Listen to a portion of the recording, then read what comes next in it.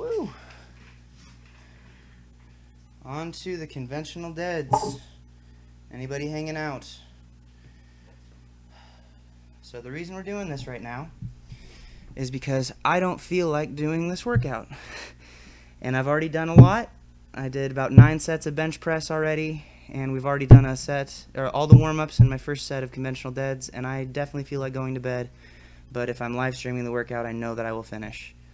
So feel free to come in and hang out, and let's do the darn thing. Hey Legolas, hey CB, thank you guys for stopping in.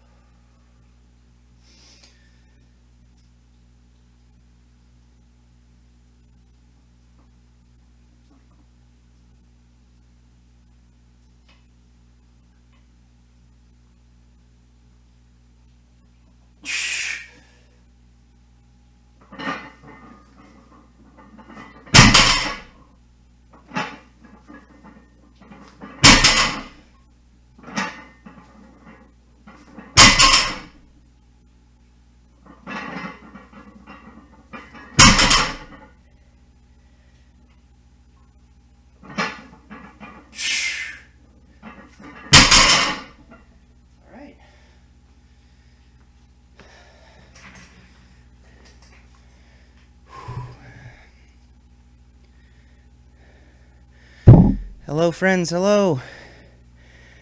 Jermaine, good to see you too. Thumb Wiggler, how long does this session take you? Depends on the session. I had a buddy come and train the bench portion with me, and so we spent a while working through that. And then he had to go home. He has to wake up really early, and I do not feel like doing conventional deadlifts. So I still have to do them. I have a 5x5. We're 2 sets in right now, doing beltless 495. 3 sets to go. I've got a little timer here so that I kind of keep myself accountable in terms of how quickly I move from set to set.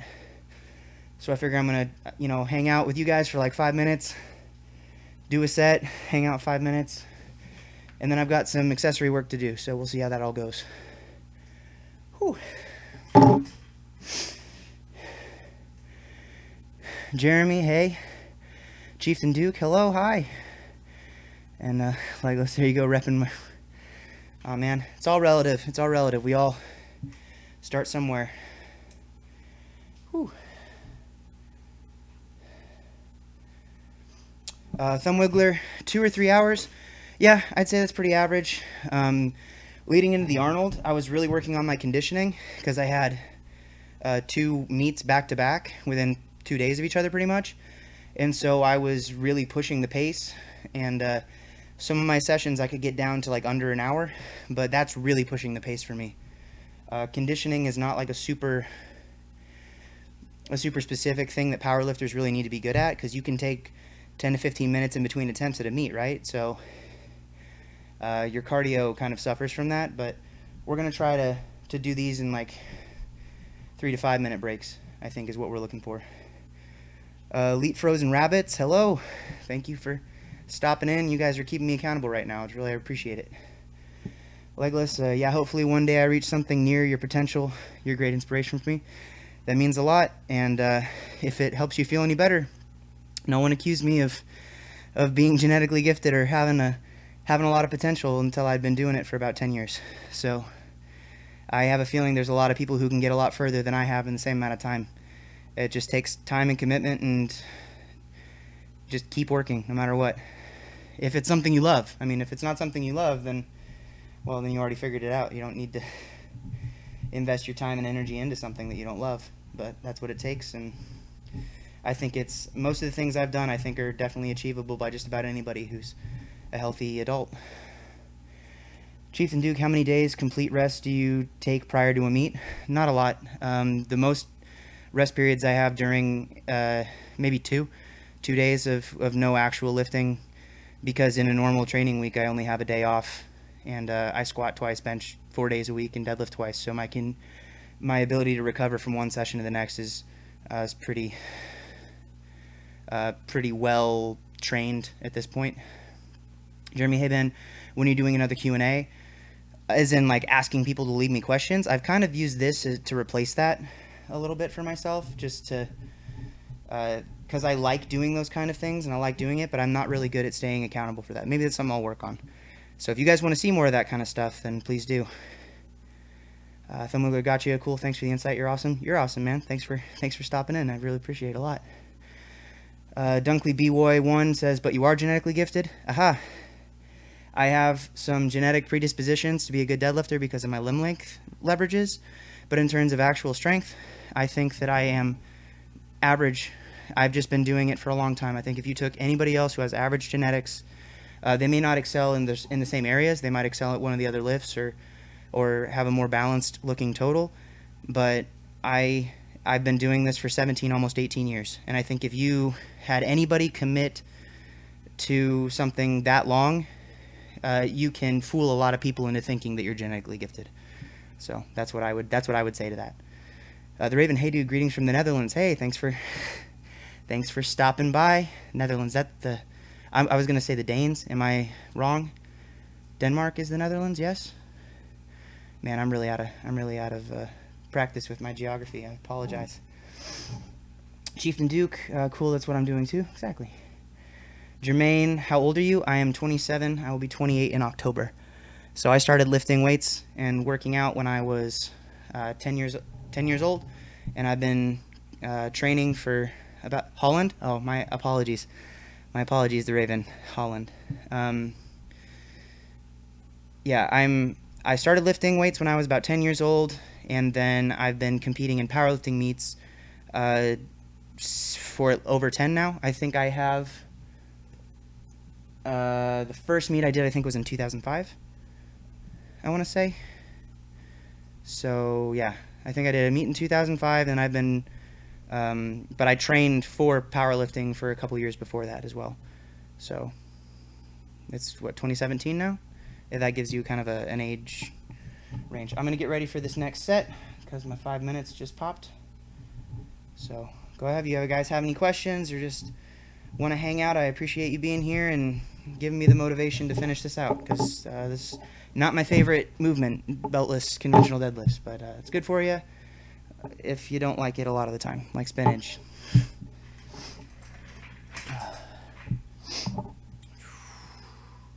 I'll get back to all these questions after I do the set, so keep asking them. Don't hesitate just because I'm not by the microphone.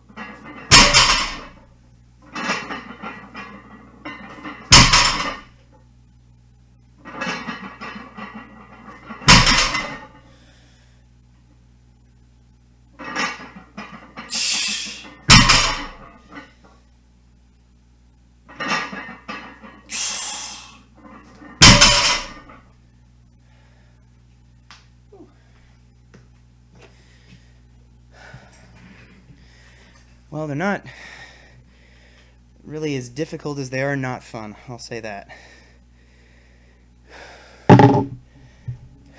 I kind of wish I would have shown you guys the Spoto presses I was doing before this. Those got pretty rough. 217 and around a 5. Better. All right, where are we at, guys? Jermaine, is powerlifting your main profession? Because that would be awesome. Kind of at this point. Training, creating content, coaching. I'm open to the idea of looking into some other kind of secondary kind of income sources. Maybe finding like a part-time job to sort of supplement the income, because I'm not great with charging my clients as much as some other coaches who do this full-time do. Not that I think that I'm not to throw shade at any of those coaches. I'm not as good with money as a lot of them are. I'm a pretty poor businessman. Thumb Wiggler, how much are you weighing at the moment? Just floating around 220. We're going from the 205 class to 231, or the 93K to the 105K class. So that's kind of the the way that we're going with it. Whew. Also, to anybody who saw the last live stream and wondered kind of where I went and why I haven't had any videos posted, I went to that a cappella rehearsal, sang, came back, and you can even hear it in my voice. I got sick almost immediately. And so I spent the last couple of days like trying to recover from that. So I still worked out last night. It was a bit of a struggle bus. A lot of high rep squats. I had 5 sets of 8 on squat, 6x6 on bench, and then all my accessory work afterwards. So that was a fun little kick in the pants coming back from being sick for a couple of days, but you know, you do what you do. The Raven, have you read the books of Kelly Starrett?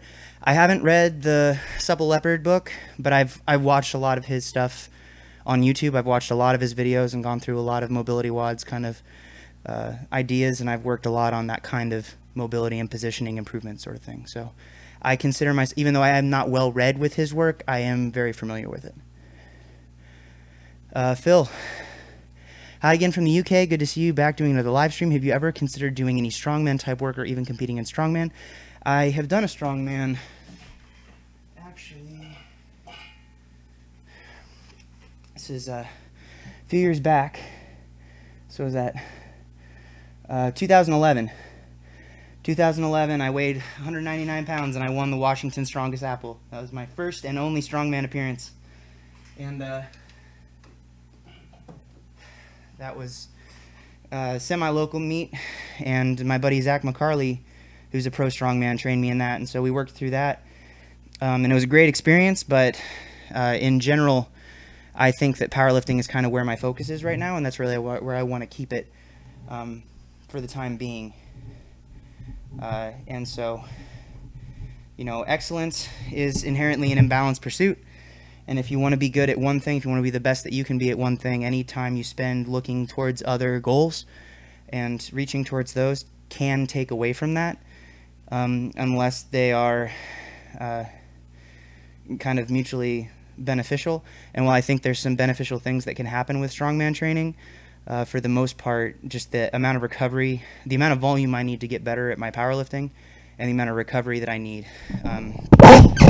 is really challenged if I was to add a bunch of strongman stuff. At least for me as a person. Some other people could handle it much better, but I'm not those people, or at least I haven't tried recently. So maybe in the future we'll see. You're having a problem, so can't stay in the gym. I have a hard time staying. Where would you start? Used to be in every day, now I can't. Jeremy, in terms of like your mental state, as in you have a hard time staying motivated, is that kind of what you're talking about? Because I will say, in terms of motivation, at a certain point, motivation isn't enough. It has to be, it's a commitment. Sorry, I'm still sick. The commitment is a choice that you're making every day, regardless of how you feel, and it is very challenging. And I think that probably looked really cool. That was chalk in my hand. I didn't just spray all over the place. That was just poorly angled. Probably looked really cool in the video. But yeah, it at a certain point you have to you have to make the choice that you're committing to this whether or not you feel like doing it, and that's where you have to be passionate and love it comes in. Because if it's not something that you're willing to do when you don't feel like doing it, then you're not going to be able to reach your potential. You can still benefit from it. You can still find usefulness from it. You can still find fulfillment from doing something, even if it doesn't kind of encompass and engulf your entire existence. But at the same time, for a lot of people, it's about finding a balance, and you can change kind of your approach to find things that you can enjoy again. Some people like to do different programs that are more kind of in the moment fulfilling, something with like AMRAP testing every couple of weeks, or those shorter sort of things, or methods that like strongmen, where you're doing different implements and training different skills. I think that's why CrossFit's really popular, because you can work on so many different variables and so many different modalities throughout that it doesn't require as much motivation, because there's always something else to kind of push you for driving forward. A lot of times with powerlifting, you run out of stuff to do. So at that point, it comes down to being the choice and the commitment that you set a goal and you want to work towards that goal, and you make value-based decisions about the kind of person you want to be and about the kind of goals you have. So instead of listening to the internal states that you may be experiencing, like your emotions of I feel happy, or I feel sad, or I feel angry, or I want to do this, or I don't want to do this, you make choices based on the values that you set for yourself, instead of dependent on how you feel in that moment. So that's what I think the biggest difference is, or I think that's the biggest challenge you have to overcome if you're struggling to stay consistent with the gym.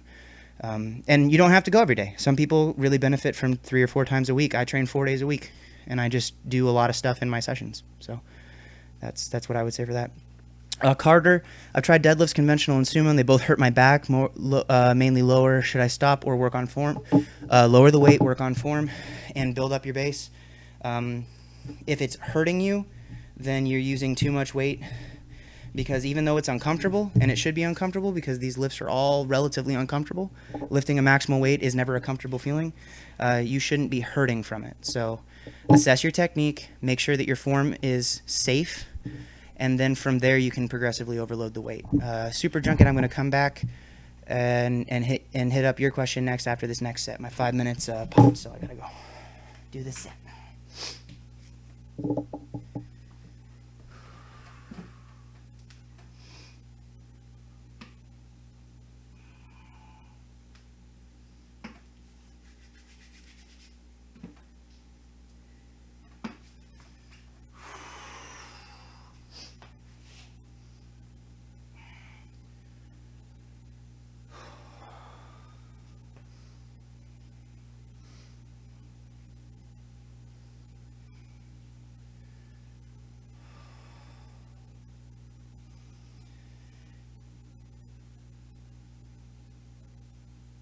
No.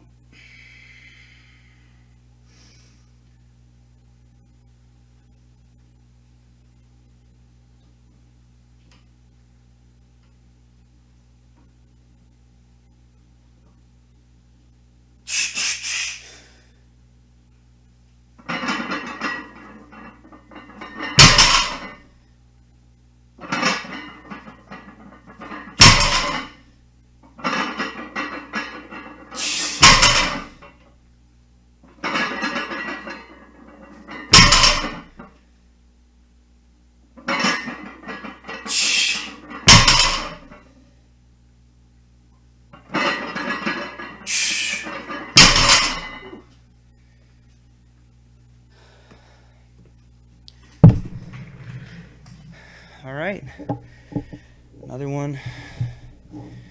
We're not falling too far.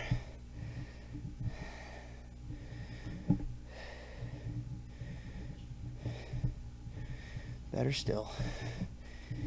Whew.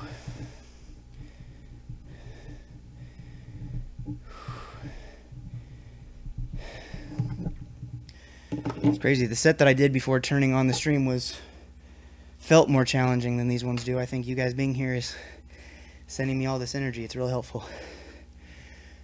Super Junket, do you do any connective tissue work on your elbows? It's real tough to do connective tissue work, I think, other than staying hydrated, using some solid fish oil and maybe a joint supplementation. I do a lot of manual manipulations on the tricep, the bicep area. If you're getting tendonitis from your low bar squats and into bench pressing, a lot of the times it's because you're losing your upper back tightness and the bar's rolling down your back and putting a lot of pressure on that externally rotated and internally rotating joint.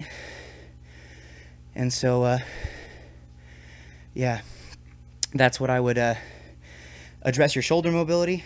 And then sometimes like hammer curls, I don't know why it works. I can't point to the studies, but sometimes doing a lot of low intensity, low RPE range bicep work can help to alleviate some of that through some I want to say it's eccentric loading.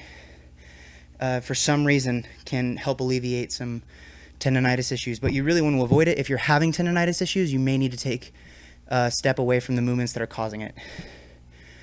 Okay, whew, taking a breath.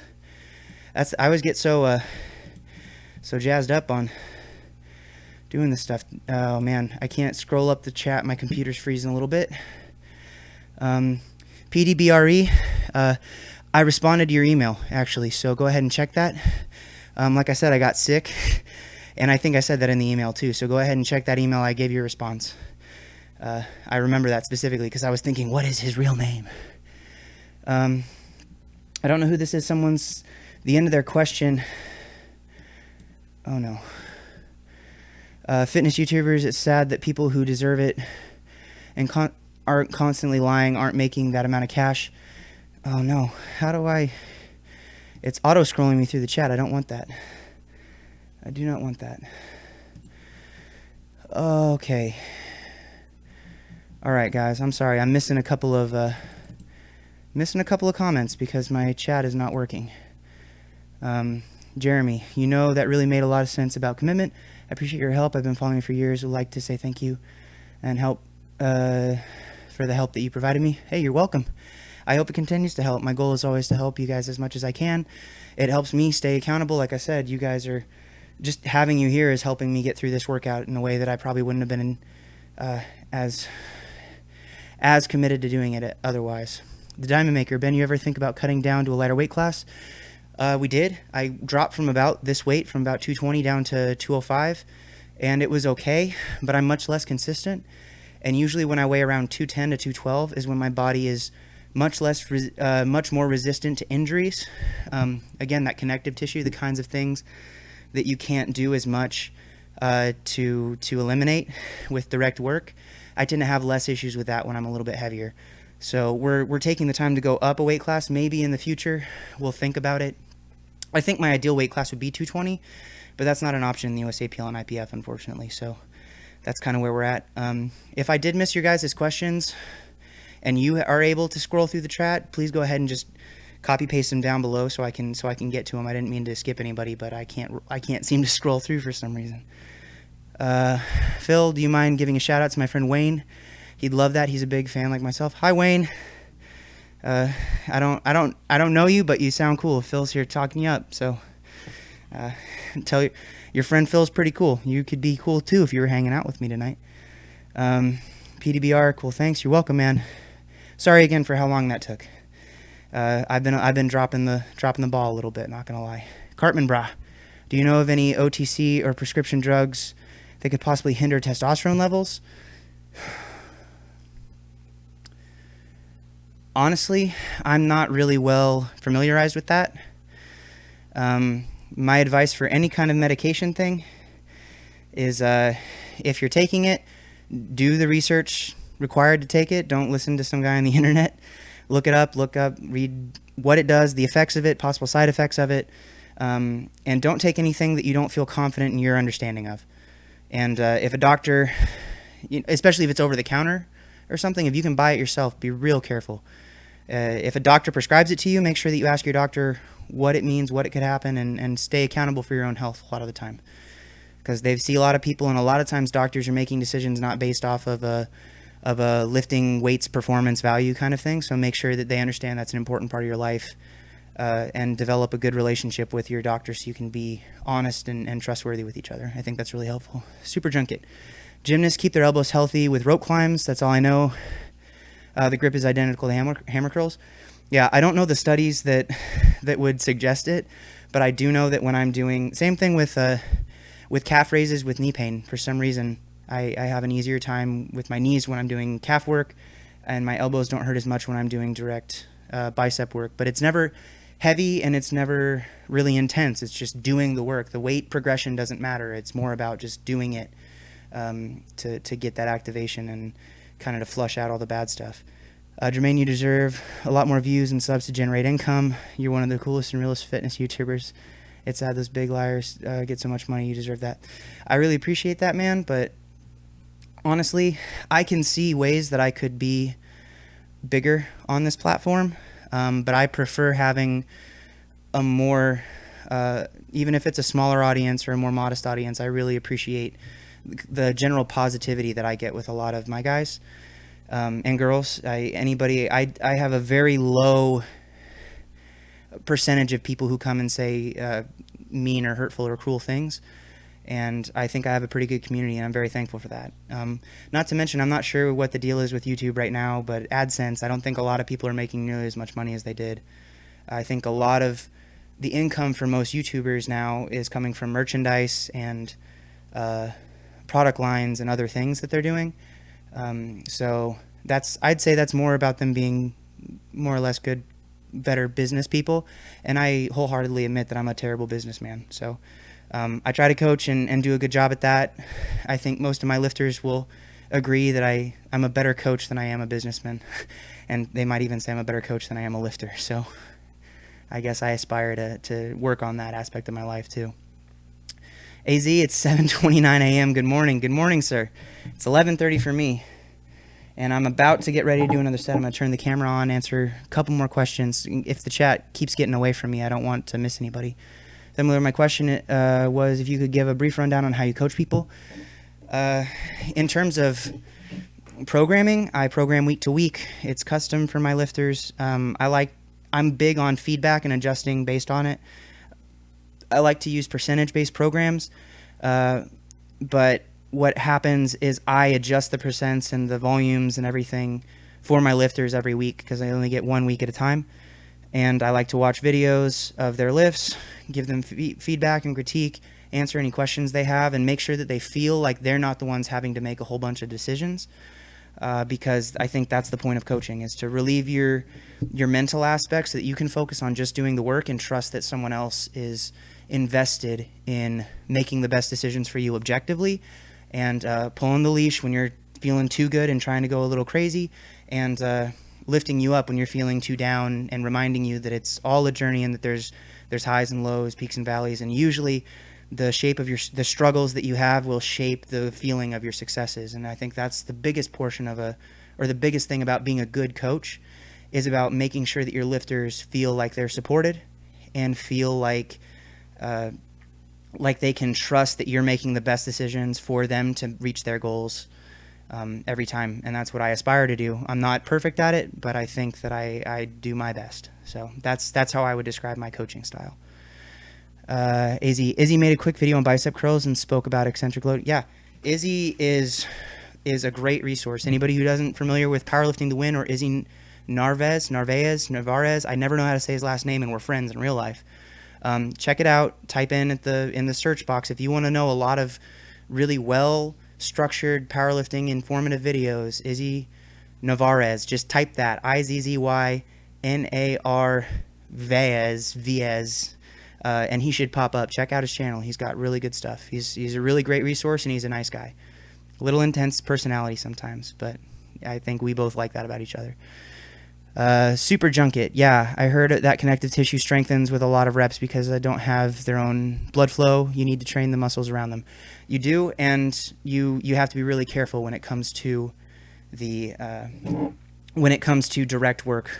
And usually the connective tissue itself can't really progress at the same speed that your soft tissue can, like your musculature. So the adaptation rate is slower, so you have to be very careful and deliberate with your connective tissue. Gianatos Lions, we're thankful for you, man. I'm thankful for you, man. I'm thankful for everyone who comes in and watches the videos or hangs out with this stuff or asks questions during the live streams or has been supporting me for any length of time, it means the world to me.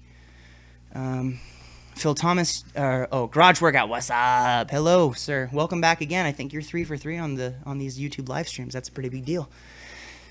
Phil, do I ever do any cardio? Not directly, at least not now. There are times in my training where I might. Currently, the closest thing I get to cardio is when my coaches have me do sets of 10 or 8 on squats. So, PDBRE. I hope that's how I say your name, because that's how I think about it. Or I don't want to say Pettigrew. But yeah, Izzy's awesome. Best bench tutorial on YouTube. He's got great information. He's well researched on just about everything he does, and he's pretty succinct in the way he shares it. So, Thumb Wiggler, nice. Wish you the best, Ben. Thank you again for your insight. Good night. Good night, man. Thanks for stopping by. I wish you the best as well. Jermaine, who is your favorite powerlifter? Oh, it's tough to say. Purely on people that I look up to just because of what they've done for the sport and their competitive ability, I would say probably Mike Teixeira has been a big influence on me. And then I'm friends with a lot of the powerlifters who I would say are my favorites, so it's probably not fair. Garrett Blevins, Bryce Lewis, and there's just a large group, and I would leave a lot of people out if I tried to list them. So I'll say them because I've talked to them both in the last week, but that's there are many, many others who I respect and who I enjoy my experiences with, and I enjoy what they're doing for the sport and their personalities and their strength and what they're doing in general. LSH, how's hook grip been treating you? I only use it really for one set a week now. On my heavy sumo pulls, I do an over-under for everything else because I recognize when that's drifting, and I know that I can always switch it, but it saves my thumbs to wait. So, Super Junket, I'll be right back. I need to do this set. I'm already getting off track a little bit. And this is the last one, so then I'm going to be doing my accessories, and we can talk a little bit more freely while that's happening because I'm not making as much noise at 11:30.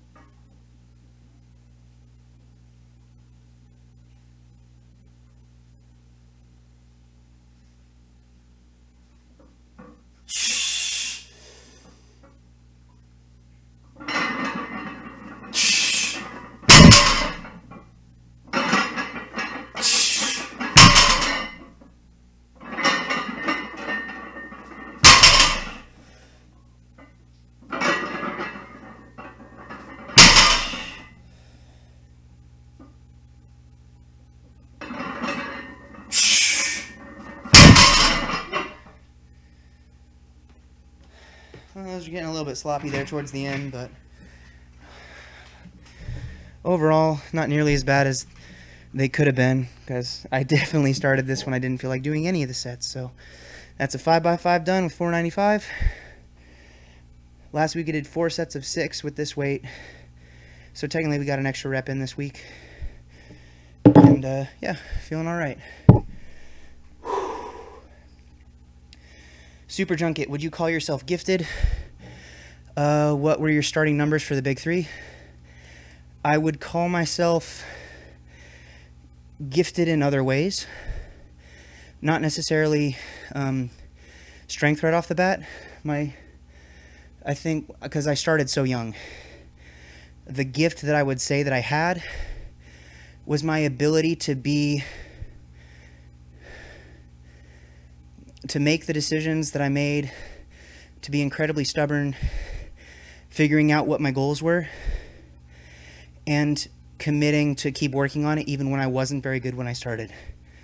I was not a phenom. I was not someone that people pointed to and said, oh, when he gets older, he's going to be something crazy. And I still don't think that I really do believe that if anybody did what I've been doing for as long as I've been doing it and giving up the other things that I've given up to be able to work towards these goals, I think that many people could achieve similar success. So that's where I'm at. I missed someone's comment because for some reason the stream chat is freezing on me. But we're at AZ. He made a group of 3 Q&A videos addressing those. Ben said no one acknowledged him as being talented until he trained for a long time. I people always tell me, that sounds really... Whenever this topic comes up, a lot of people don't believe me. When I say that I don't believe that I'm genetically gifted, they think that it's forced humility or fake humility. I really don't. I think that what I have done is the result of an uncommon amount of persistence in spite of not reaching the goals you have when you want to have them and doing it anyway.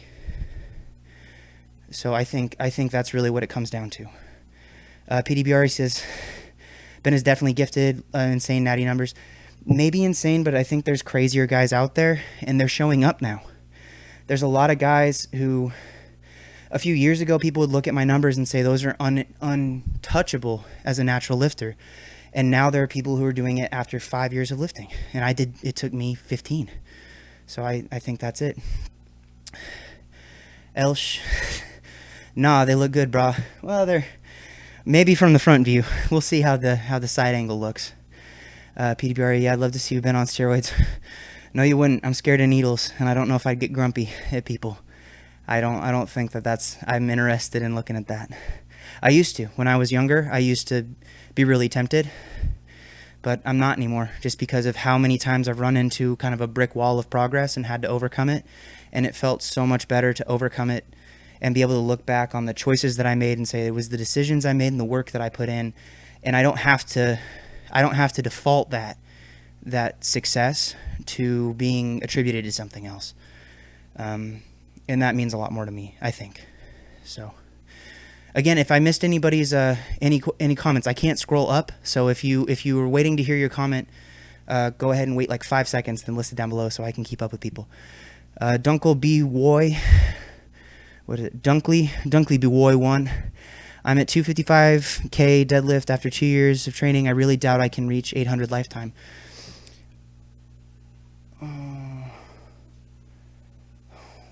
Trying to think. I trained for... I didn't bench 315 until I got to college, and I started lifting weights when I was 10. So that's 9 or 10 years before I was able to hit a 315 bench, and now I'm just coming up on 400. My deadlift, by the end of high school, in a suit, I was getting close to 600, but it took such a long time. If you've been training for 2 years, what is 255 at? That's way faster than I got to that. I didn't get to 255 kilos with 2 years of lifting. And granted, I started really, really young. But when someone asked me 3 years ago if they thought that I could, when I hit my first ever 750-pound deadlift in a meet as a raw lifter, someone said 800 next, and I said maybe in 10 years. And then I did it 3 years later. And it took 3 years to do it, but you might surprise yourself. But you don't know if you don't try your hardest. And that's the biggest thing. A lot of people give up when it doesn't feel like it's coming easy, and it won't come easy. I'm not promising that anybody can do what I've done without working hard, because I've worked my buns off. I just think that other people can do it. Kyle Eng, programming considerations for non-power athletes. My sport bring tennis. Usually those kinds of things are way more seasonal, off seasons and in seasons.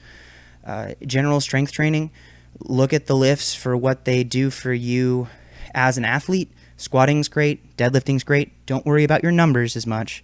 The numbers in the power movements or in the strength movements for a non-strength athlete, the numbers are purely there as markers for progression so that you can look and say this is where progress has been made.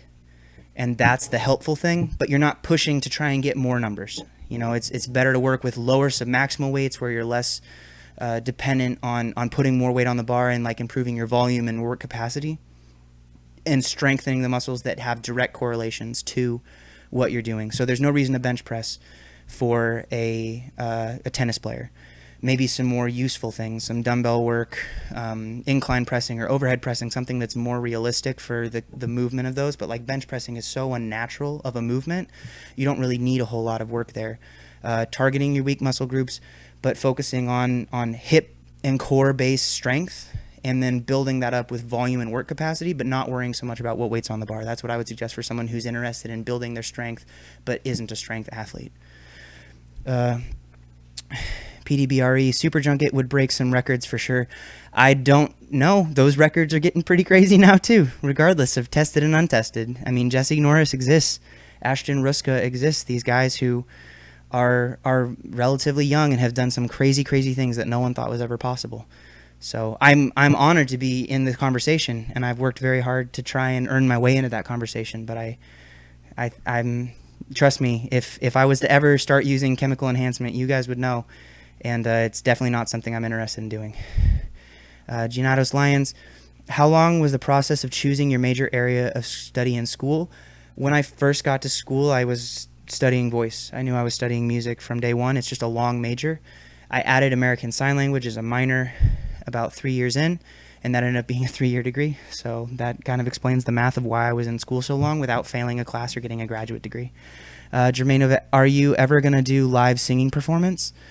I've done live. Go to the playlist on my channel. You can see me singing live. I think it's probably like the third or fourth playlist down. There's a bunch of live music performances on there. Check that out. I'm in an a cappella group. We're doing a gig on Saturday in Seattle, Washington. I don't remember the venue.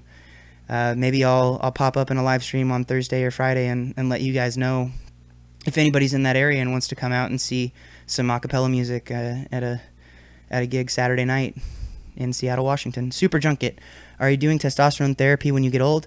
Well, I'm not old enough to need it yet, so I guess we'll address that when we come to it. I know that the USAPL and the IPF do not allow therapeutic use exemptions for testosterone, even for TRT, even for testosterone replacement therapy when they're older. So as long as I'm competing in this federation, I will not ever partake in that, even if I'm a master's lifter or something. Maybe if it becomes legal in the state in the States to do something like that in the future, I can't say for sure. But I told myself when I was very young that I wouldn't even have that conversation until I was 28, because my training age would be 18. And I'm almost 28, and I'm less tempted to use chemical enhancement than I was when I was much younger. So I definitely think it's the kind of decision that affects your entire life, and I'm the more I get further into the sport, the less I feel like doing it. Silky Johnson 28, hey Ben, been following for a bit now. You've been a great source of motivation me in terms of strength goals. Thank you. I hope that I can help push you to find your potential and keep breaking through some barriers. That's one of the things I love to do. Every time someone says something like that, it means a lot to me. It really does, and I'm not just saying that. AZ for sports, I feel like Oli lifting is the athletic thing to do during the off season. Yes, but so much of Olympic lifting is very much positional technique based, and to be able to snatch or clean and jerk correctly, you really do need someone who's very familiar with those and can help teach you those movements properly. And there's not a whole lot of coaches that are not Olympic lifting coaches who are very skilled at that. But I think they can be useful tools, but I still think that building strength and work capacity in the main regions that your body will need it in whatever your sport of choice is the way to go. Pierre Dunkelboy, with a deadlift bar, I think you can. I will not go on record saying that I think that anybody can hit an 800-pound deadlift. I will say, as much as I fight the idea of being I am genetically predisposed to have a better deadlift because my leverage is. But in terms of like my squat and my bench, my total, my overall strength that I have built, someone may be able to be a very, very successful powerlifter and be able to beat me and not be able to deadlift as much as I can. That's the one area where I think that I've combined the genetics of my morphology of the limb segmentation of my body and a whole lot of work on refining a technical proficiency to be able to utilize those to the best of my ability, and that's why I was able to hit that. In the future, I'd like to do more, but yeah, I will not say that everybody can, but you wouldn't know for yourself unless you committed to 20 years to try. So maybe that's it. Maybe don't say that you can't until you've tried it for 20 years and still not been able to do it. There we go. That's the answer to the can everybody deadlift 800 pounds. Silky Johnson, as you accumulate volume over the years, how do you keep up with having to keep adding workload over time? My relative intensity has gone down significantly. I work with much lower percentages of my 1 rep max now for more volume, because at a certain point you can't work in the same high RPE ranges and be able to recover, because the absolute volumes will wear on the connective tissue and just completely destroy your ability to recover. So at some point, when you become closer to the high intermediate or advanced level lifter, you kind of have to default more to submaximal training, because maximal, if your goal is to accumulate enough volume. And some people can progress without a whole lot of volume. If you're a high responsive athlete, someone who is low reactive, where it doesn't kill them to train hard, but high responsive means that a little bit of work goes a long way with you, then I think those are the kinds of lifters who can really, really benefit from doing some higher intensity work. But like, look at Jesse Norris. Jesse Norris works like in the 65 to 70% range for most of his work, and he's the strongest powerlifter in the world, in my opinion.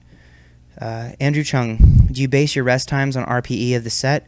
No, I usually try to time my rest times. Right now I'm done with the deadlifts. The deadlifts are finished. All I have left are accessory movements, and that's why I'm kind of drawing this out, because I'm trying to answer as many questions as possible. Normally I'd be coming back over and get to the questions in between, but I ran into the issue that I can't scroll up the chat, so I'd be missing questions if that was happening. Kyle Eng, most people would say deadlifting isn't great for non-power athletes or even some power athletes. Injury risk and cost benefit of energy to transferability. I would say some people might say that. I would say that when I was a 4-sport athlete in high school, deadlifting was very helpful for your core strength, your back, your hips, everything.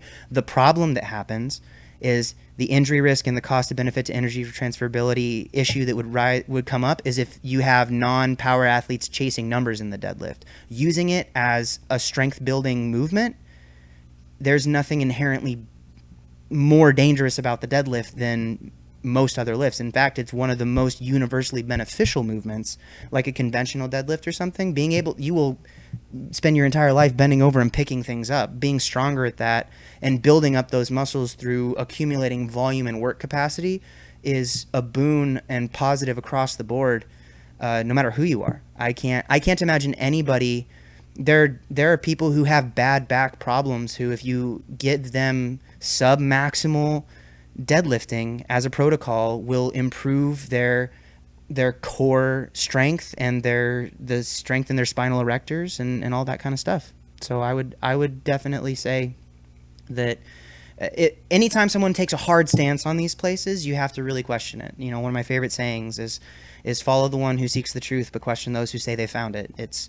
So just be careful anytime you speak in those kind of universalities. There's Super Junket, have you ever had tendonitis? How did you overcome it? For tendonitis, I think the biggest thing is you have to be willing to take a couple of steps back, move away from training that movement for a while until it dissipates, because it's really difficult to get rid of tendonitis once you've already gotten it. You have to kind of let it dissipate, and rest is the only way that I can think of off the top of my head. Some people can benefit from cutting out, and this is purely anecdotal, but cutting out inflammation encouraging foods, things that are high sugar, high wheat based things. Again, purely anecdotal. When I'm having a lot of inflammation, if my joints are hurting, I tend to back off with processed foods, and maybe it's just in my mind, but that tends to help reduce my inflammation. And then again, working the muscles around the joint itself and making sure that you're hydrated, getting enough rest, and managing your recovery in terms of the volume loading and everything that you're doing. Be very intentional about what you're programming into your lifting, so that you are able to recover from it, because if you're not recovering from it, sometimes the connective tissue will be the first signs of problems, that something's going wrong. Phil, is the deadlift my favorite lift? I would say that I would probably default to that, just because it is the one that I'm the most drawn to it, based on it feels good in the relative ranges that would be challenging for other people, I guess. It's the one that looks the most impressive, I think. Personally, I would say it is, to me, the best measure of overall strength. It is impossible to be a weak person and have a very strong deadlift, in my opinion. But at the same time, it gets very frustrating because I've pushed mine so hard. The periods of time without growth in between that are very, very challenging. I've had a 3-year period of time where my max deadlift didn't go up, and I was stuck at the same weight for 3 years. And that is, someone earlier asked about motivation. That is one of the most demotivating feelings ever, is when you have something that you really love and you really are working as hard as you possibly can, but you can't seem to come past this huge barrier. And those are the times when most people, I think, that's where I would say that I do have something that is exceptional, where I can be self-reflective and critical, but at the same time be able to keep coming back and be stubborn and keep pushing through something when it's already, many people I feel like would say 3 years, it hasn't moved, maybe I should just stop trying. Where for me, it's 3 years, it hasn't moved, maybe another year will be the thing that works. So you have to be willing to think long term and make your choices based on that. And I guess that's way more of an answer than what you were expecting for that question. But Super Junket, how much sleep do you think is adequate for training days? Depends on the lifter. Some people can get by on very low amounts of sleep. It really does depend. It's very individualistic on there. Oh no, skip past somebody. Richard, I'm reading half your comment. Can I get an air high five? Yeah, bro. What's up? That's for you. I missed somebody. Whoever was before Richard's high five comment, please copy paste your question below. I missed that and I can't scroll back. Uber Andy, how would you solve the hips rising first issue during the squat? Any technique points, cues? Thanks for answering and making this live streams. Well, thank you for joining, Uber Andy. I would say that for me, in my experience, and this is something that my friend Izzy and I disagree on, so you should go check out his channel about good morning squats. Powerlifting Win, Izzy Navarez, check out the video he made about good morning squats a couple of days ago. I would say that a lot of the times the big issue is mobility based, that you are having to you're having to release tension to hit depth in your glutes. And so I made a video about that, addressing glute mobility. It's in my Ben's Coaching Tips video. Go to my channel, go down to the playlist section, the Ben's Coaching Tips, and it should be about 3 tips videos ago, and it's about glute and hip mobility. A lot of times I think that you should be able to hold your tension as you get down to the bottom of a squat, and if your hips are rising, it means you're losing that tension and you're defaulting to the strongest position. And so you have to be able to cue the movement to keep your knees from collapsing in and be able to hold all of that tension when you get to the most difficult point of the force curve, and be able to put force onto the bar in that weakest position, which requires adequate mobility to get there without having to drop the hips and let yourself dip down to be able to reach depth. And so I think that mobility work can be very beneficial. And if anything, it will help you be more aware of your hip position, which can help you stay engaged at the bottom of a squat and not have your hips kind of squirt out behind. Because some people, you have a more forward-leaning squat, and I think the big cue or the big differential there is the torso angle should look similar on the way down as it does on the way up. If it looks this way on the way down, but then it happens like that, then you're losing something at the bottom. If it goes down and it's still pretty forward, but it stays at that same angle on the way up, and the center of gravity stays over the center of the foot, then I think that it's probably not a good morning squat issue. It's probably just a person with long femurs and a short torso. Phil Thomas, last live stream I watched, you mentioned your meds were wearing off. Do you mind if I ask you what meds are for? Feel free not to answer, just intriguing. No. I have ADHD. I was diagnosed. I went through about a 6.5 month process to go through and make sure that I had a proper diagnosis. I take ADHD medications through the form of Adderall. I have a therapeutic use exemption for my USAPL meets. At the Arnold, I did not have one for my IPF meet that I did on Sunday, so I didn't take meds for 3 weeks. And I've been trying to manage my my reliance on them through my through meditation, through mindfulness, through practicing, recognizing when I'm losing focus on things and bringing it back. I don't feel like my medication is a huge part of my lifting because I've only been doing it for I've only been taking my meds for about 3 years when I've been lifting for 14 years before that. So I don't think that that was a huge factor of my training, but it definitely helps with everything surrounding training, like answering emails, doing a lot of the coaching stuff is very benefited by being on my medication, doing mobility on days when I don't feel like it, making food, just having the chemicals in my brain stay at this kind of baseline of stimulation. Because what happens with ADHD a lot of the time is you have chemicals in your brain that are understimulated. There's parts of your brain that aren't getting enough stimulation, and so you're seeking it in everything. You're seeking it over here and over there, and that's the whole joke about shiny object. It takes your attention and it distracts you from things. Adderall or Ritalin or these things are powerful stimulants, like an extreme form of caffeine, where it brings up those levels in your brain and allows you to not be seeking external stimulation from other things, and you can focus in on what you're doing. If you have the condition, that's it. If you don't have the condition and your levels are normal anyway, and you take that, then it's like taking a whole bunch of caffeine for a normal person, and you get jittery and jumpy all over the place. Usually it tends to calm me down because I'm not as all over the place when I'm taking my medication. So that's my answer for that. Someone, I really wish I knew what was going on with the stream. I apologize if I'm missing people. Like career, occupation-wise, procrastination on a presentation right now. Pink J name, whatever that is. I only got the last half of your question, so if you could re-ask that, I'd appreciate it. Cartman Bra, favorite movie? The Great Debaters, I think, was my favorite movie for a very long time. It makes me, every time I get to the end, I get woo kind of a feeling. Denzel Washington, yeah, I think that was my favorite movie for a long time, and so that's what my default answer is.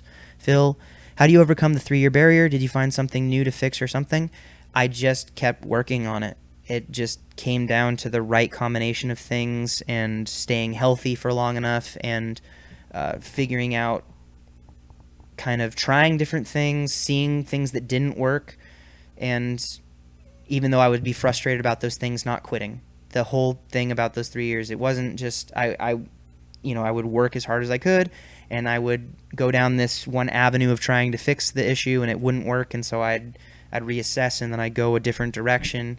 And I always encourage people, like, if something, don't be afraid to try something if you think it might work, and if it doesn't work, you learn that it didn't work, and so you've still benefited from that experience. You've still learned something about yourself and something from your adaptation or something from the way that you respond to a situation. That can be beneficial if you have the patience to put up with the potential of being wrong to learn something about yourself and be able to move forward in the future.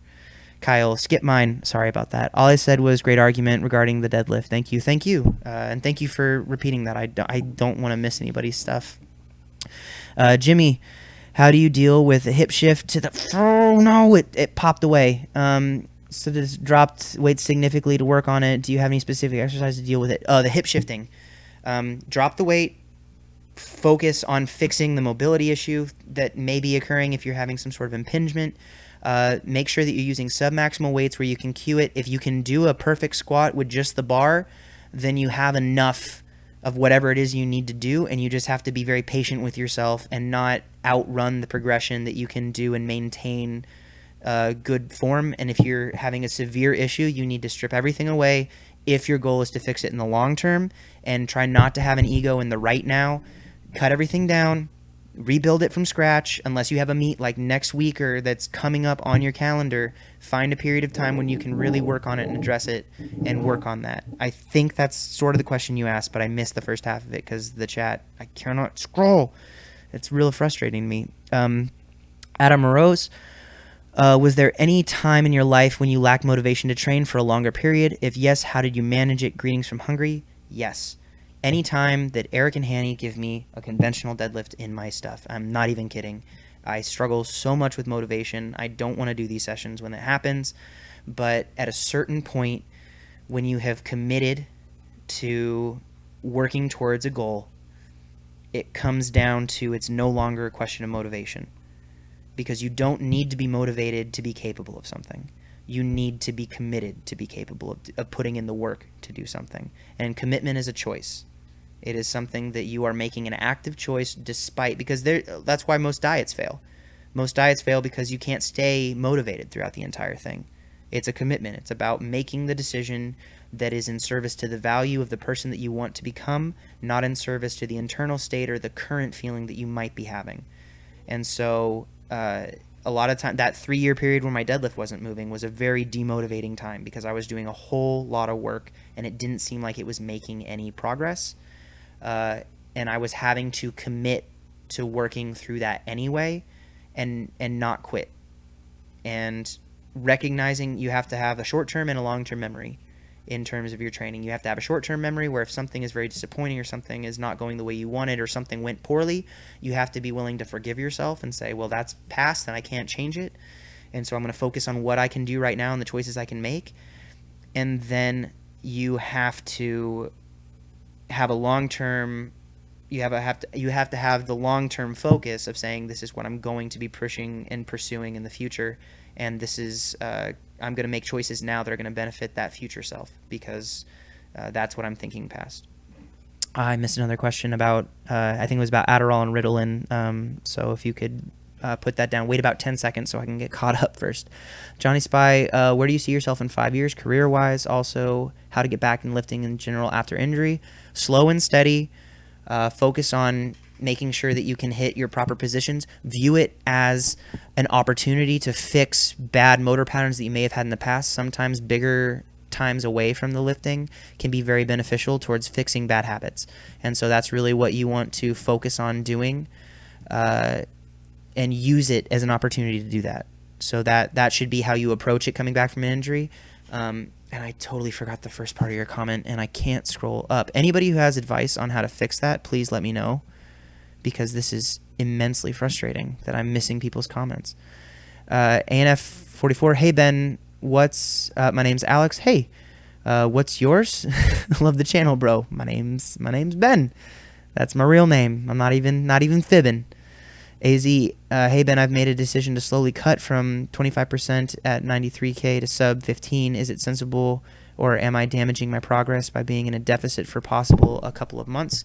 If you have an extreme abundance of body fat, you may not see a whole lot of drop off from that. I think that most of the research that I've heard and my own anecdotal evidence would suggest that anything below 13% body fat tends to be detrimental to being able to make progress.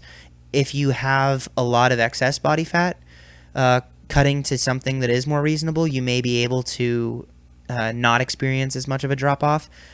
In general, anytime you're in a deficit, you are limiting the amount of recovery, but if you do have adequate stores of body fat, you're burning that instead of the calories that you're taking in. So I think that's a better case for doing it, especially if you feel like it's going to make you feel healthier and be able to train, and your conditioning wise and your general health will benefit from it. I think that it would be worth doing. I would also suggest maybe doing it in phases, maybe mini cuts, and then take some, so like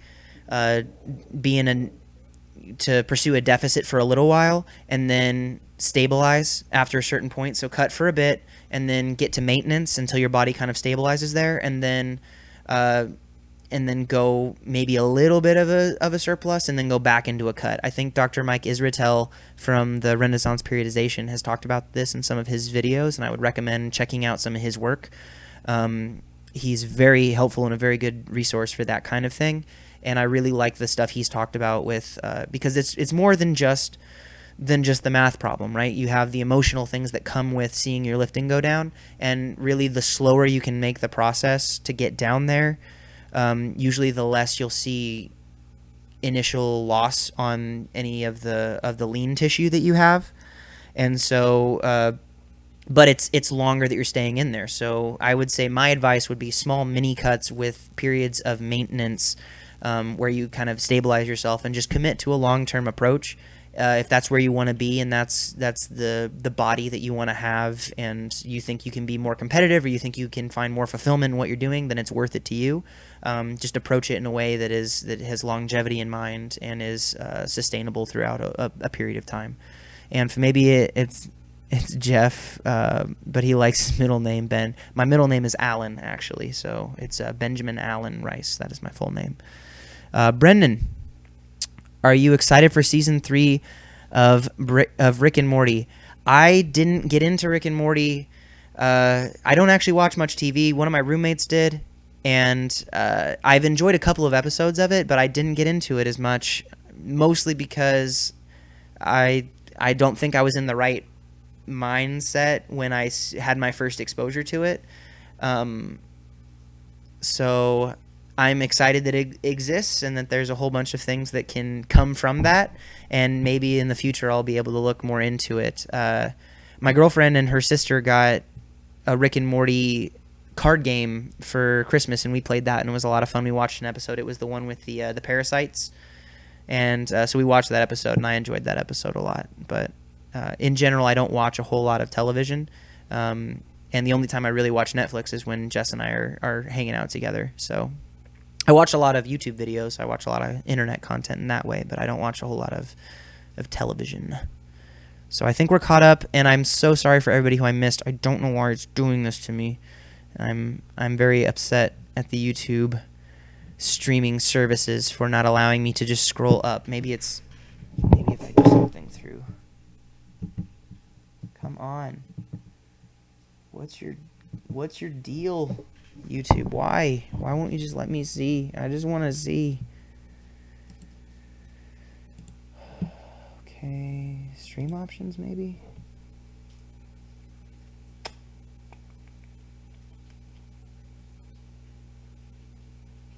No, that's not it. Okay. Well, I'm gonna do I'm gonna unload this bar. I definitely we did the working sets, but I gotta do some accessory stuff. So anybody who's got any questions or anything, I think I'm caught up now. Anybody whose questions I missed, please ask them again here at the bottom while I'm unloading these weights, and we will address them. And if not, if no one else has anything to ask, we'll maybe get ready to cut the stream so you guys can go to bed or go to work or do whatever you're doing. And I will finish up my accessories. Depending on if you guys still want to be here, I'll hang out. And if you guys are done because the fun lifting's done, then I won't hold it against you. So.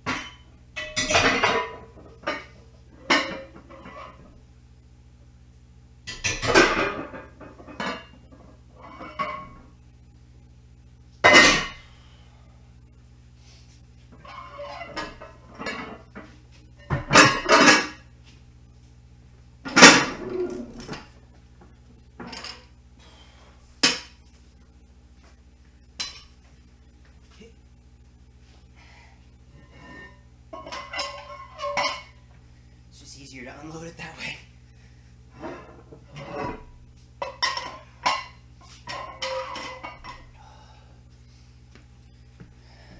Okay. See if anybody else had any thoughts. Oh goodness. Nope. No one has any questions whatsoever. Either that or my chat's bugging out.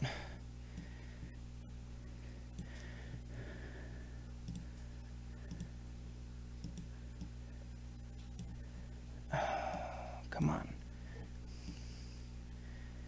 Enable live chat.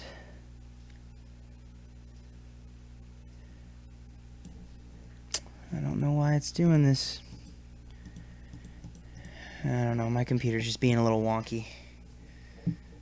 Let's see, maybe I've got too many things open. Yeah, it's scrolling when I don't want it to. Nope. Weird. Just weird.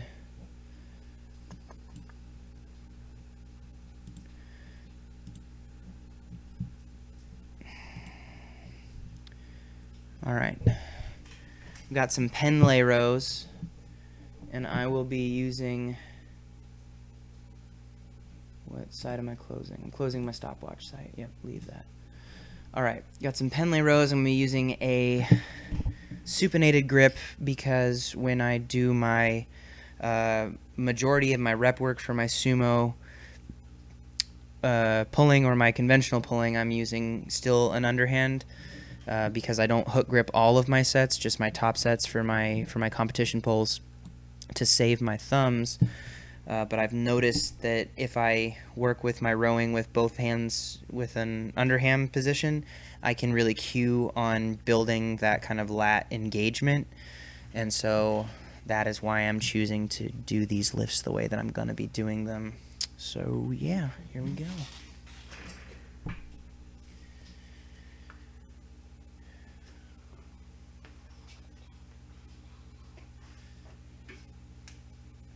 I don't think you need a whole lot of weight to row. Fun fact, a lot of people I think use too much weight when they row.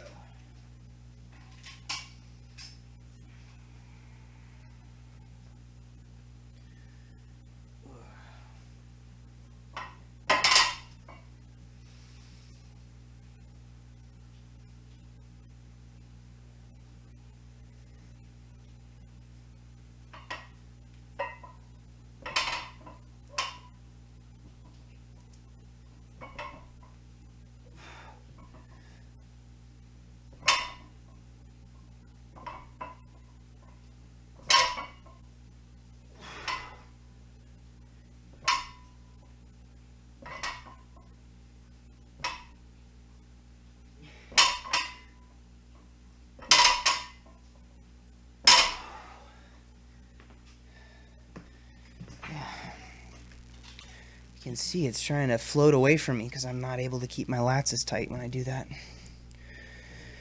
Oh boy, I'm gonna I haven't seen any comments for a while, and that seems a little odd. I wonder if we refresh it, if it's gonna throw everything off. Forgive me if I crash the stream trying this.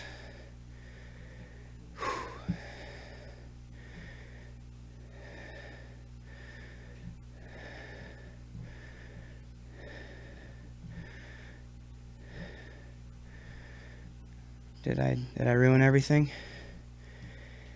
I don't even know.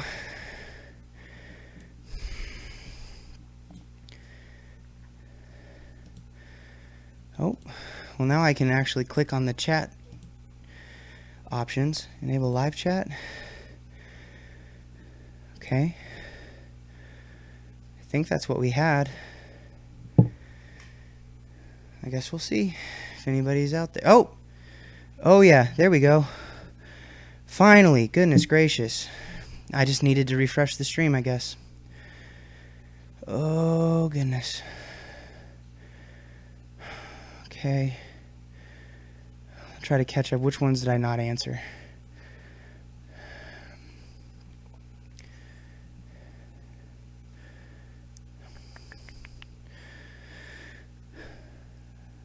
Oh, John Snippy.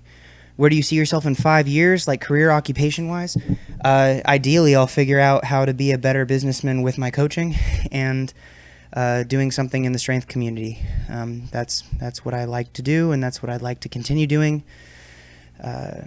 Just at a better, kind of become a better version of what I am, and that's always my goal, right? Is to improve my capabilities and improve the capacity of the life that I'm living.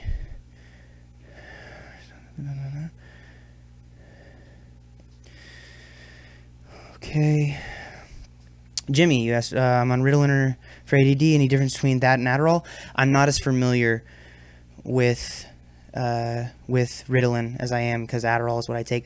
Although I take a generic, it's just a generic version of it. I believe that they're both just very powerful stimulants, but I can't be sure. I don't have enough research on Ritalin itself. Super Junket, Predator, 1987, The Goat. I do enjoy that movie. Arnold and Carl Weathers. Okay. Yeah. Hey, Ben Rice, Johnny's first question. Where do you see yourself in 5 years? Like career option, wise procrastination on the presentation right now. Thank you guys for getting caught up with that when I was. Now that I can actually scroll through it's so much sillier that I was having that issue. Okay.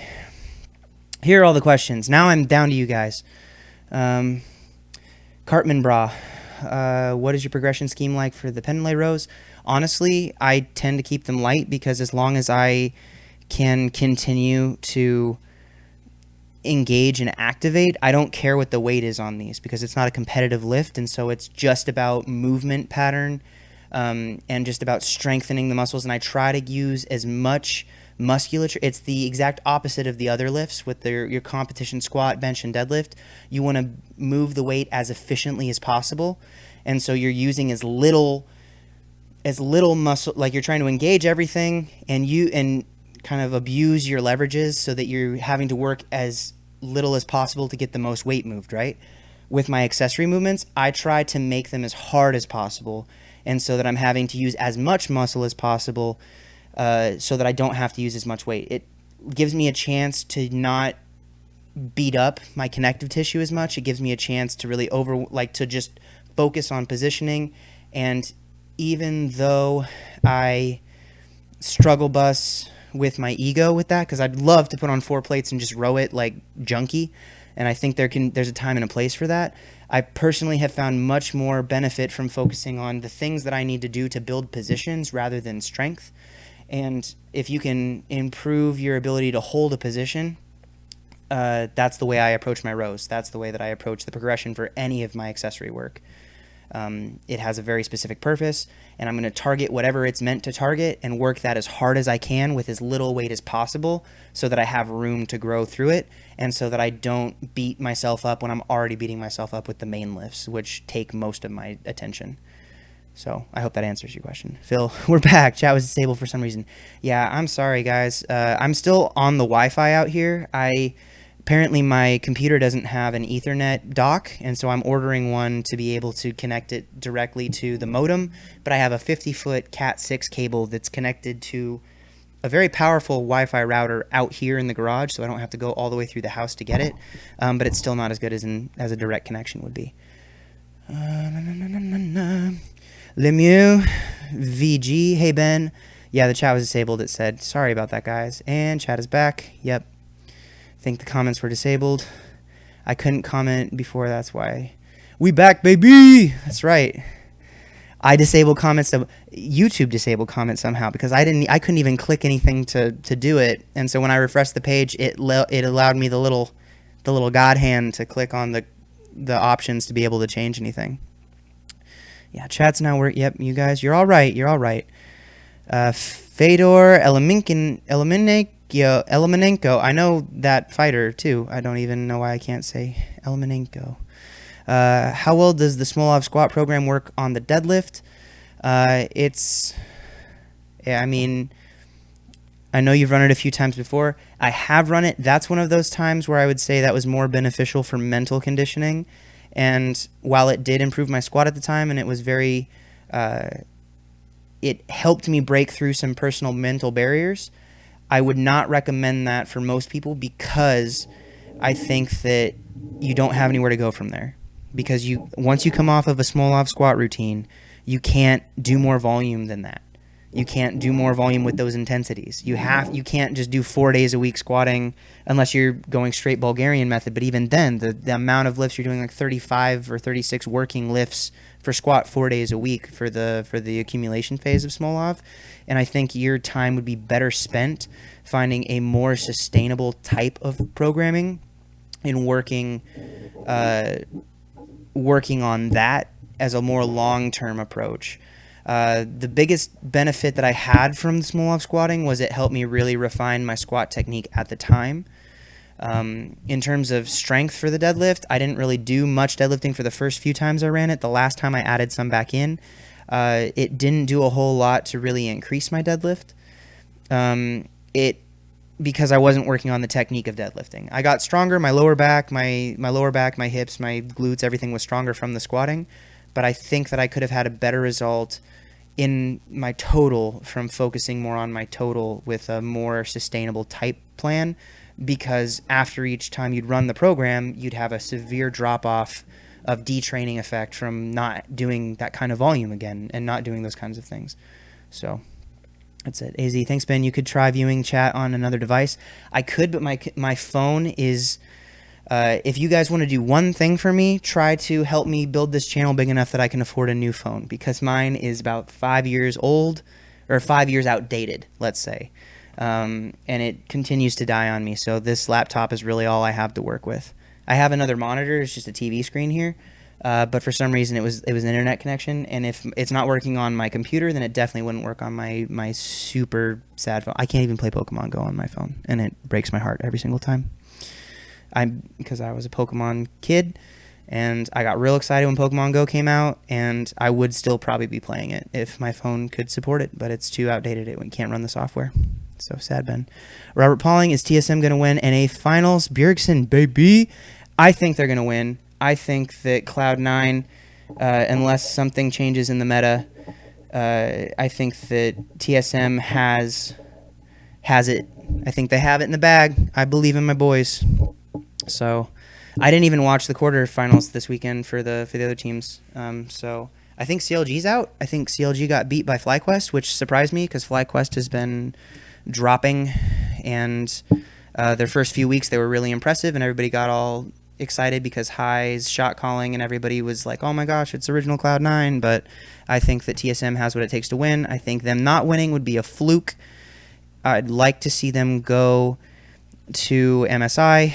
I would like to see them represent North America well, because we didn't have any representation at IEM Katowice, and that bummed me out, because as much as I love Weldon Green and his work with G2, I still want my boys NA to win. So that's my take on TSM. And anybody who isn't a League of Legends fan has no idea where this conversation went. Phil Thomas, I have to go get ready for work, but thanks again for answering my questions, and hope to catch you online again. Well, thank you for asking the questions and joining me. You guys really helped me get through the tough part of this workout. Everything else now is just get through, but the tough stuff's done. Lumio VG, can a long femored squatter still always be very competitive with short femored squatters for powerlifting, all other factors being equal, other limb lengths, muscle fibers, training, etc.? Tough to say. I would say usually no. That's very. It's even with all other factors being equal, they're not. Like if you had all these controlled things, every controlled variable, there's just no way to know. And I think that they can be competitive. I think that if you had some extreme goofy proportion person who had like a 10-foot long femur and like a 2-foot long torso, maybe not. But within the realm of normal ranges of human morphologies and limb length segmentations and relative biomechanics, I think that the biggest factor is going to be finding an ideal motor pattern for that body type. And you see guys like Lane Norton who can be very competitive with longer femurs. Myself, I tend to be pretty competitive with my contemporaries with the squat, despite having longer femurs and having a more forward lean torso in the squat. It comes down to training, commitment, and willingness to work with a less than pretty looking squat, I think. But I mean, there are some people who have my friend Ben Seath he's built more for squatting. But if you have someone else who outworks someone, even if they have a genetic predisposition to be better, I think that those are equatable situations. So I think there's a lot of things that factor into someone's ability to do it. Injury prevention is huge. A lot of people who are in there get really, really good at a lift and they have kind of a natural propensity to do it, they tend to push it more. I tend to push my deadlifts a little more than I would if they were not as comfortable for me. And so I sometimes would open myself up to more injury-prone situations that someone who's a little bit slower paced in the lift may not do. So there's a lot of factors that come into it. But that's a good question. Thanks for asking it. Michael says, at the bottom of the front squat, my torso cannot stay straight. I kind of fold over even with light weights. What mobility drills can I do for more upright squats and front squat? I would at first recommend, I mean, you can benefit from having more glute mobility so that you're not having to, again, relax tension and let your torso relax forward. I will say, along with what we were just talking about with the long femored lifter, if you are a lifter who has long femurs and a short torso, who, in order to achieve depth, you have to kind of, to balance yourself and keep the bar over the center of your center of mass. With the bars all the way up here, if you're the kind of lifter who has to lean forward to keep the bar centered, then a front squat or a high bar squat are going to feel horrible, and no matter how mobile you get, you will constantly struggle to do that. Ankle mobility, hip mobility, glute mobility can improve, and thoracic mobility, your T-spine, and then shoulder mobility, so you can keep a higher front rack position. So those areas are the way that you can make the most of it, but you also may benefit from recognizing that sometimes you don't need a big front squat to have a big back squat. And so if your goal is to front squat more, if your goal is to be an Olympic lifter, so help you, in those kind of circumstances, your leverages, in my opinion, kind of necessitate being a little bit more with a longer torso and shorter femurs, because it'd be very hard to be a very successful Olympic lifter or someone trying to front squat heavy weights with a very short torso and long femurs, because you have to kick your hips back to keep the weight centered over your foot, and that's going to pitch you forward a lot, which is rough. If so, does this require better muscle insertions or better advantageous positions for the long femored squatter? With this in mind, how do you explain John Hack's squat? I can't explain John Hack's squat. It is an anomaly to me, and I think that 99% of lifters would not be able to do what he does with the way he does it. His extreme knee forward position is amazing to me, and I don't get it. I don't know how he does it. Anytime my knees do that, I feel like I'm going to explode and die. So I don't have an answer for that. I wish that I did. I wish that I had a way like, oh, this is why John does it. The same way that I can't explain why Jesse Norris is able to do what he does. Other than he's very good at lifting weights, he's very responsive to training, and he works very hard. I think that's the case for both of them. So, AZ, when is the next stream going to be? That's a very good question. I don't know. My next workouts are going to be Thursday and Friday. And I don't know how many people like the streams versus regular uploads. I want to do regular uploads as well. I want to make sure that I'm not getting lazy and just streaming, because I know the video quality isn't as high, but I think that they're more informative. So I think it's very helpful to have these kind of settings to do that. So it's kind of a mix, and we'll see. But I love the feedback. If you guys, once this goes live on the VOD, give me feedback of kind of whether or not you really appreciate this. It helps me make decisions on how I go about it. The next possible stream would be either Thursday in the early afternoon Pacific Standard Time, or Friday as early as I'm able to, because I'm leaving. Normally I'd stream on Saturday, I think is the goal, but I'm leaving Friday to go and spend some time with Jess on her off day, and then be in the Seattle area so that I have that acapella gig on Saturday, and I don't want to have to go through traffic and potentially be late by having the stream run long here. So, Cartman, just to follow up in regards to your answer on the Penlay row accessories, do you recommend intermediates going light on accessories, or is that generally just for advanced lifters? My stance on this is you have to have an explanation for why you're doing what you're doing. And if you came and told me that that you're using a heavier weight because it's progression based, right? Like, if I use the same weight every single week and it doesn't get any better, then I need to maybe approach it a little differently. But I think the biggest key is to understand why you're doing what you're doing, and to work within that context. I think I made a video a while back called the how determines the why. Or the why determines the how. Why are you doing what you're doing? base your decision making off of that why. Why am I doing pen lay rows? Well, I'm doing it to work on being able to hold my lat tension and my upper back tightness even when I'm broken at the hip, even when I'm in this deep hip position.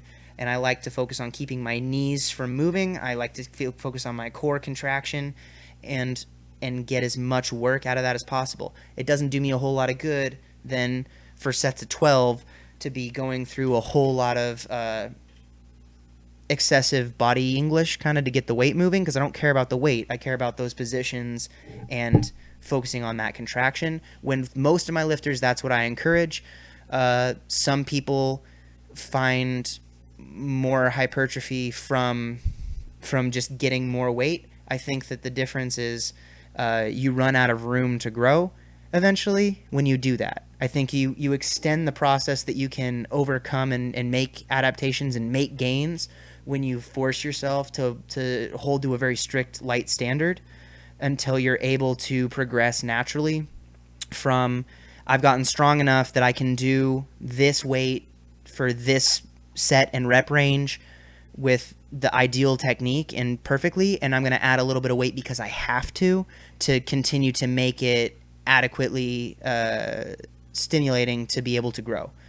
Where if you're using body English and you're just trying to put on weight as quickly as possible, eventually what are you training? You're training something and you're putting on the weight and you're being guided by the weight, but you're not getting as much work from that, and you limit the amount of progress you can make. Where if you take that slower thing, you're not getting tested on your pen lay row, you're not getting tested on your bent row, you're not getting tested on the lifts that aren't your competitive lifts. So why not get the most work possible out of the lightest amount of weights and progress only when you need to on those lifts where that's all that matters? Because the only reason to add weight other than that, at least in the arguments that I would see made, would be your ego. So that's my answer for that, and I hope it helps. Fedor says, I'm about to break a deadlift record. That's why I'm going to do Smolov, but I'm wondering if it will have as good an effect on my deadlift as it does on my squat. Are you talking about doing Smolov with your deadlift? I would highly recommend against that.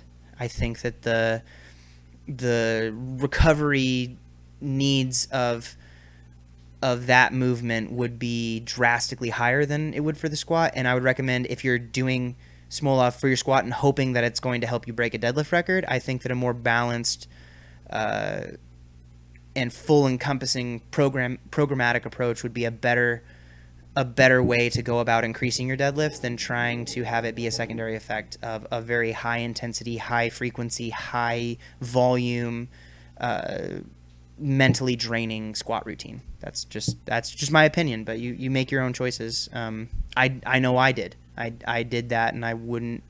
I would have been very difficult to break me out of that mindset when I was doing that before. So I can understand where you're coming from. Boxer Ross, Benny, just checking in now after work. Hope you're well, mate. I'm very well. Made it through those deadlifts that I was a little nervous about getting to. Definitely wasn't motivated to do them, but we made it through, and you guys definitely helped. Robert Pauling, I had so much hope in you, Ben, only to be let down that you're a TSM fanboy. Rip my soul. I'm not a TSM fanboy. I'm a League of Legends fan. I'm a Faker fanboy, and I'm a Bjergsen fanboy. But I'm not going to lie. TSM, I was the first team that I was ever introduced to. I respect and admire Hotshot GG with the CLG guys. Those are the two biggest franchises that I was really drawn to. It sucks that they're kind of rivals, and then I became pretty much my biggest draw to TSM was when they hired Weldon, and he's one of my favorite sources for sports psychology or esports psychology, and so I became entrenched more with the TSM franchise when Weldon was a part of it, and it hurt me really badly when he left. So, okay, esport drama. Boxer Ross, what are the chances of you doing another lecture talk answering questions related to powerlifting like you did in the 3-part vid series? That was a professor at the university asked me to come do it.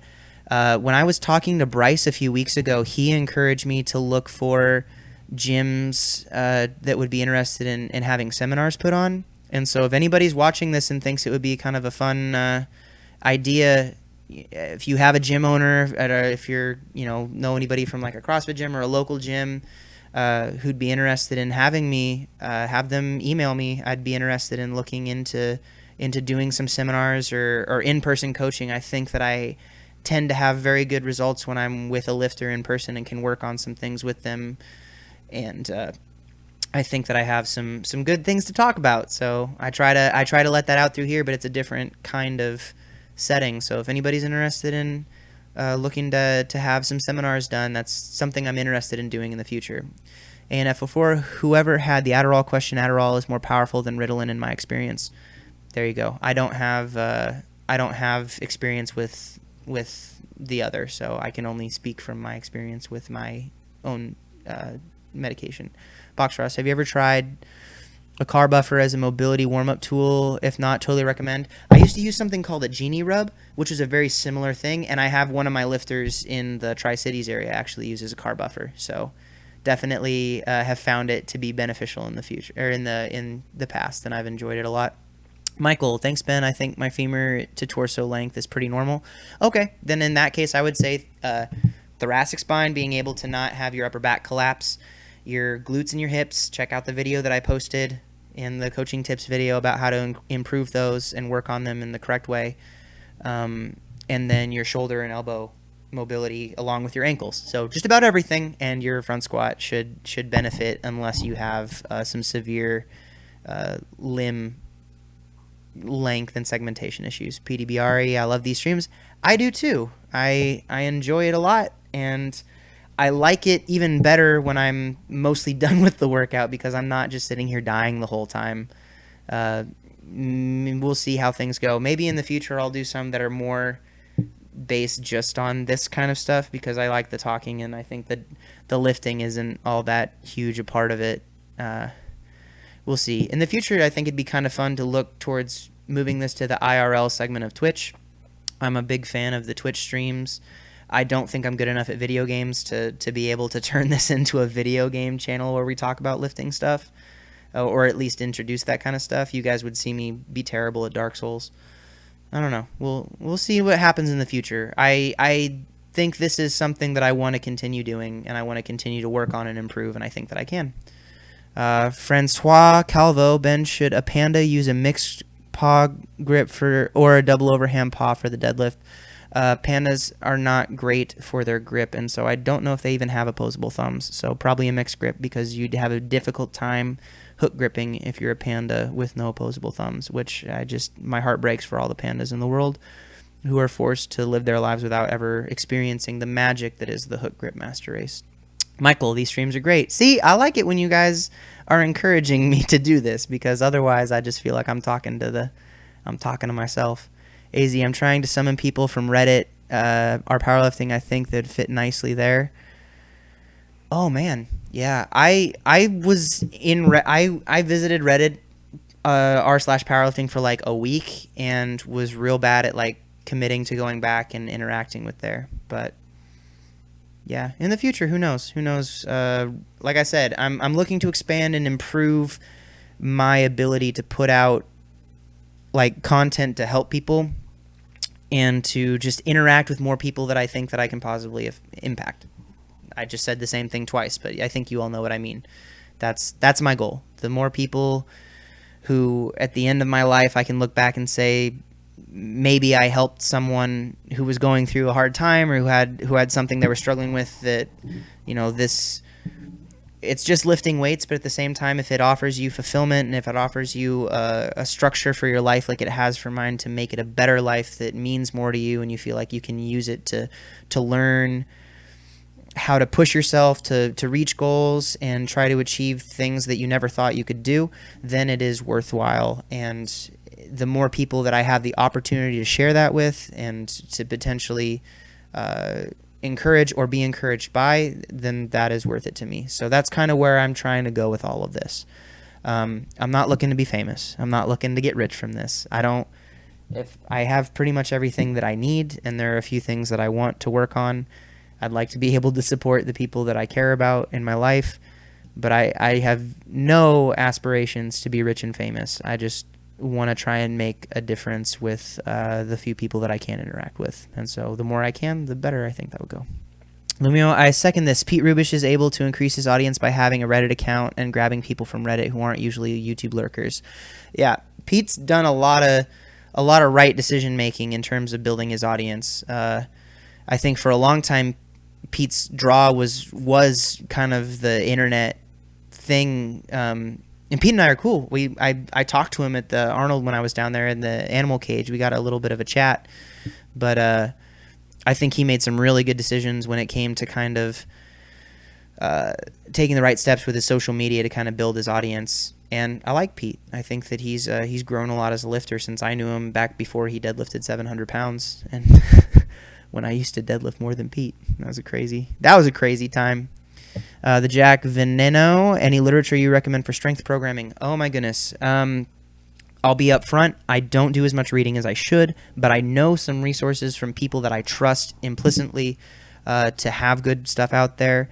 Anything that Greg Knuckles or Eric Helms or Mike Israetel put out is worth reading. I think that you can benefit greatly from their training knowledge, and their writing styles are very accessible in my experience, and so I would recommend any of those three authors. There are many, many more, but those are the ones I would start with that I can vouch for personally, because I've read at least a portion of their work, and even though I don't read as much as I would like to currently, I like the stuff that they're putting out there.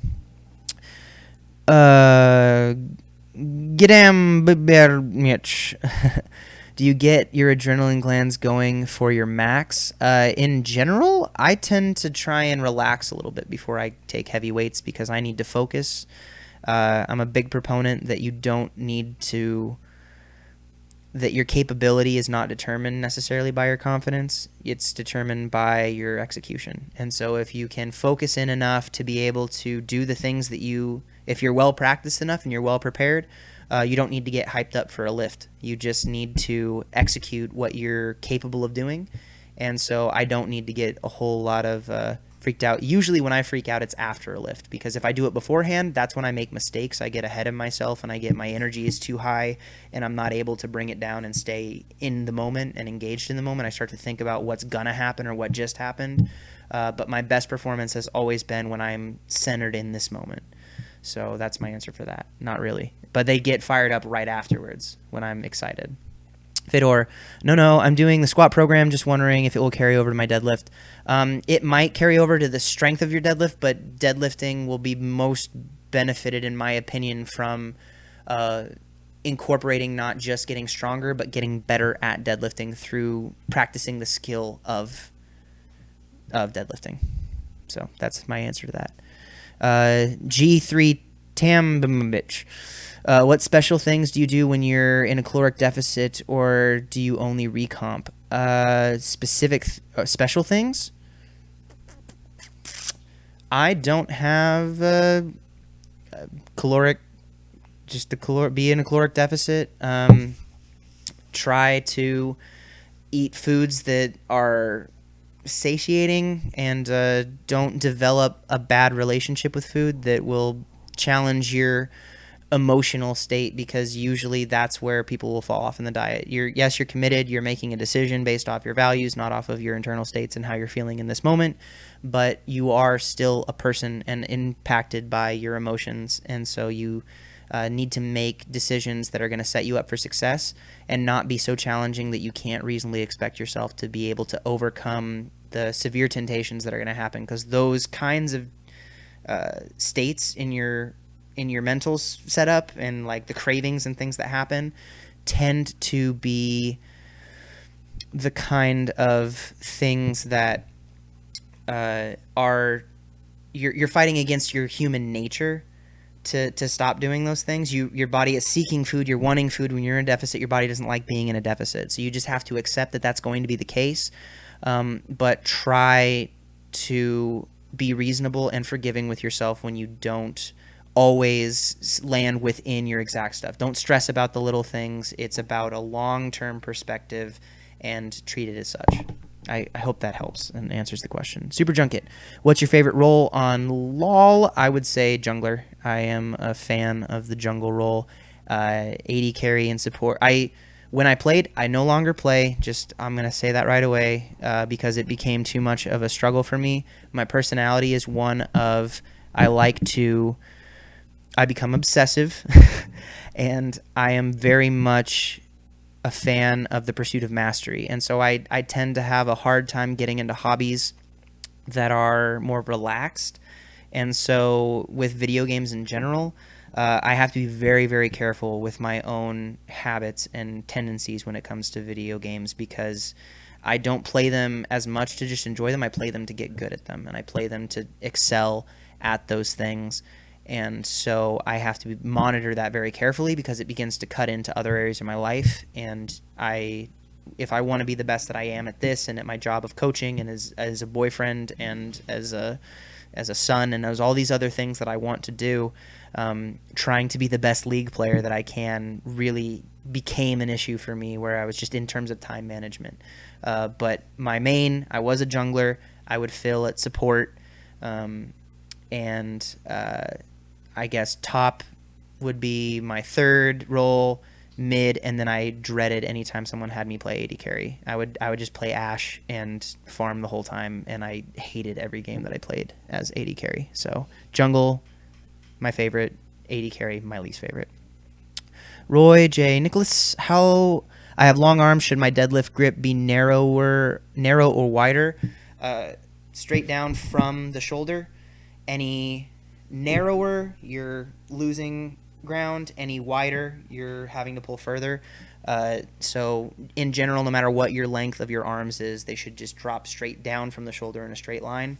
And your stance should be adjusted based off of that. Some examples of people who that isn't the case for, someone like Brian Shaw, if you weigh 400 pounds and you have to make room for your entire body, then a wider grip may be necessary. But in general, you want just straight down from the shoulder to the bar. That's the best way to pull. Richard Jones, pause deads versus deficit deads as an assistance exercise. I would say you can make a case for either. My personal preference is pause deadlifts because it has a more direct carryover because you're working positions that you are actually in. If you are doing a deficit deadlift, you are in a position that you will never be in during the deadlift.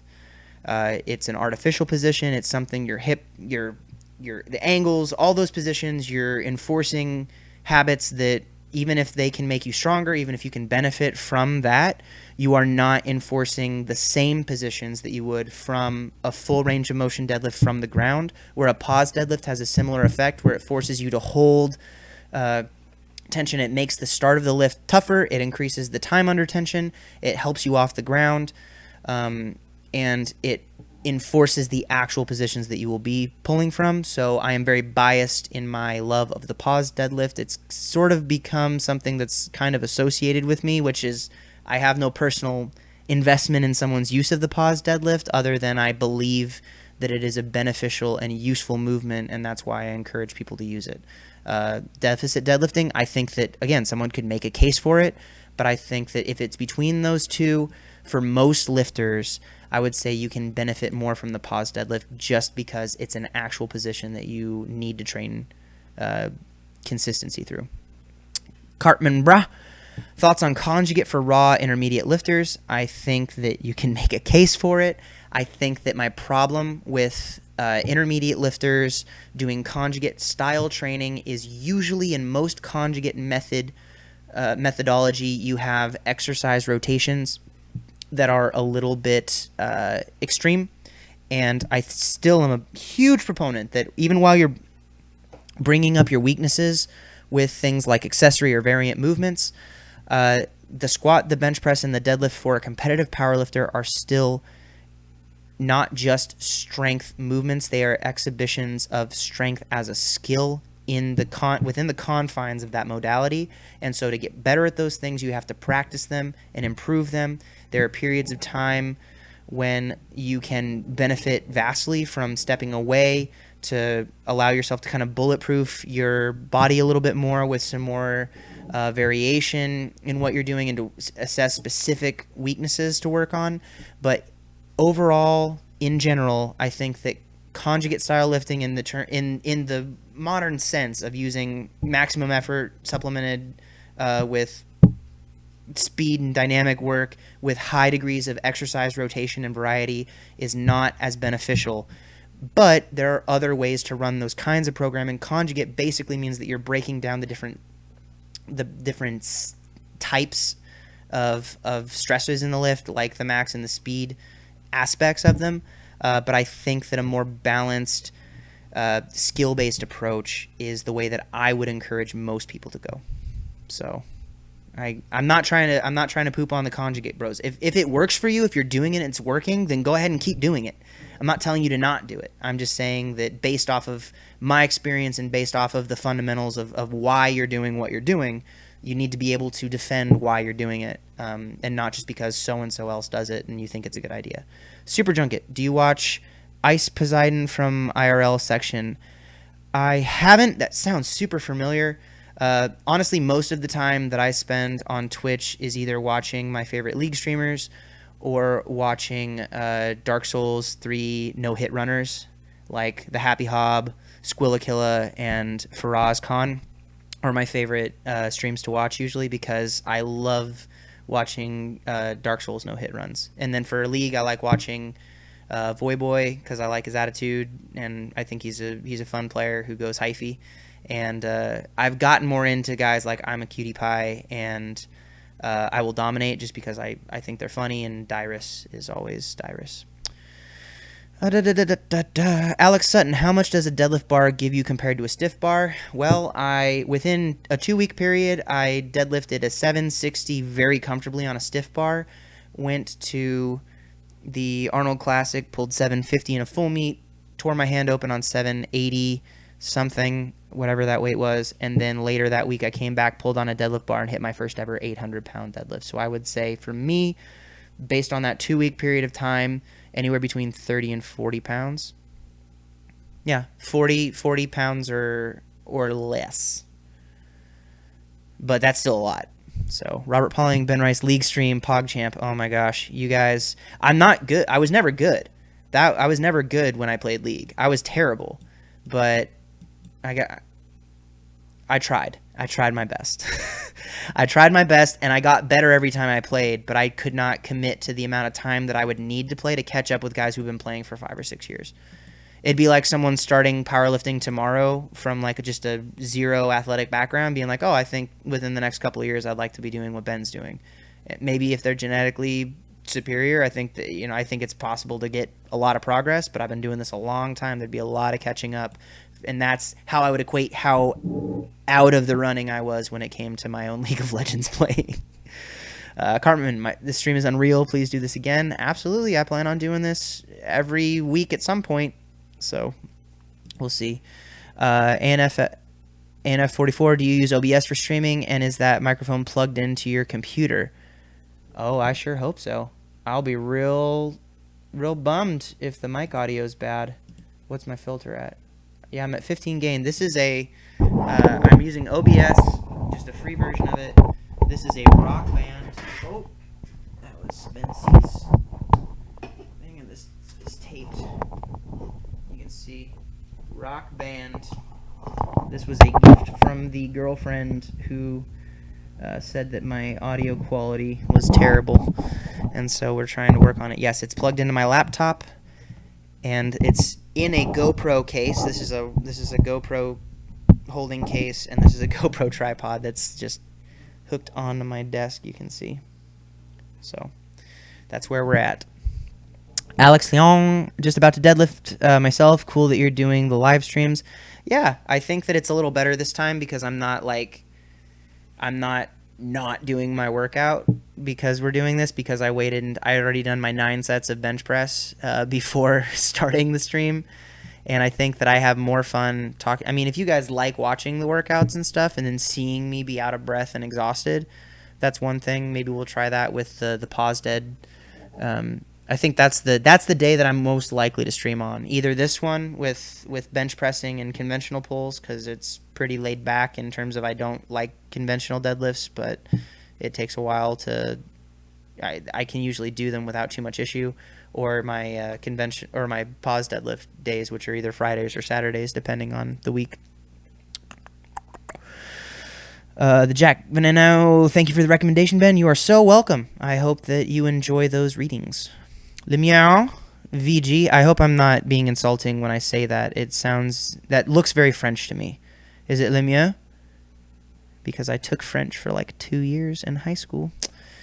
1 out of 3. If you were to give it a percentage, what percent of raw lifters in the top percentage of the USAPL and the 74 to 105 kg are on WADA illegal substances? I was watching your old video, How to Spot a Real Natural. I feel I always give individuals the benefit of a doubt when pertaining to natty status, believing individuals like you, Hack, Norris, Candido, etc. are natty until proven guilty. But there are some signs that seem to be clear red flags, an example being Brett Gibbs claiming he knew Jose Castillo was on drugs when he failed the test in 2015 IPF Worlds. He now Gibbs is totaling way more than he did on gear. Whew, that is a very interesting question, because I definitely am in the same boat as you in terms of trying to give everyone the benefit of a doubt. I will be the first person to defend someone when the only evidence posed against them is that the lifts that they're doing seem incomprehensible to someone else. When I first saw what Jesse Norris was doing, every part of me was kind of thinking to myself, that just seems so insanely out of reach.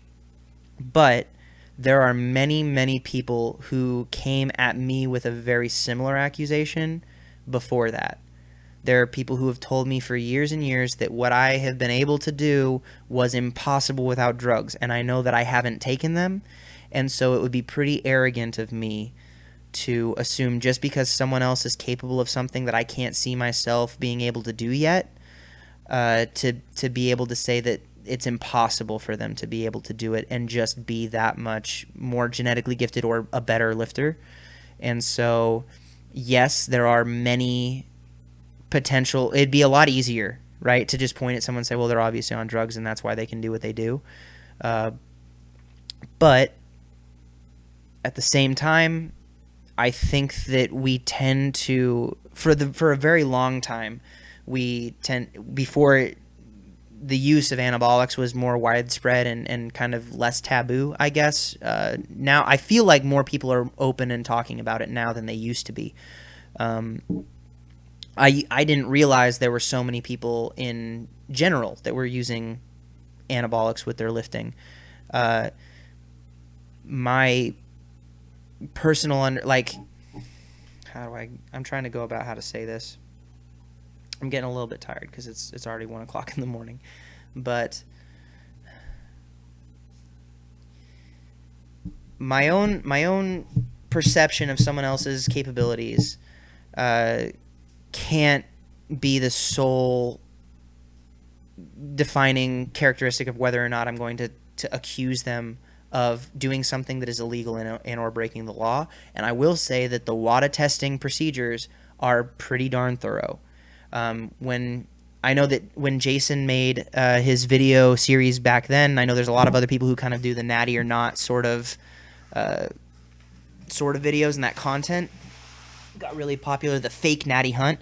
I think that during that period of time, a lot of people's expectations of what was possible or what people could be capable of without using chemical enhancement, I think a lot of people lowered their expectations lower than they should be. I think that the pendulum swung. We used to think that everything was possible without no one ever talked about being on drugs, and then we find out all these people that we looked up to were using chemical enhancement, and so everybody's like, oh, well, no one can do anything without the drugs. And now it's kind of swung back to the other end of the pendulum, where we underestimate someone's natural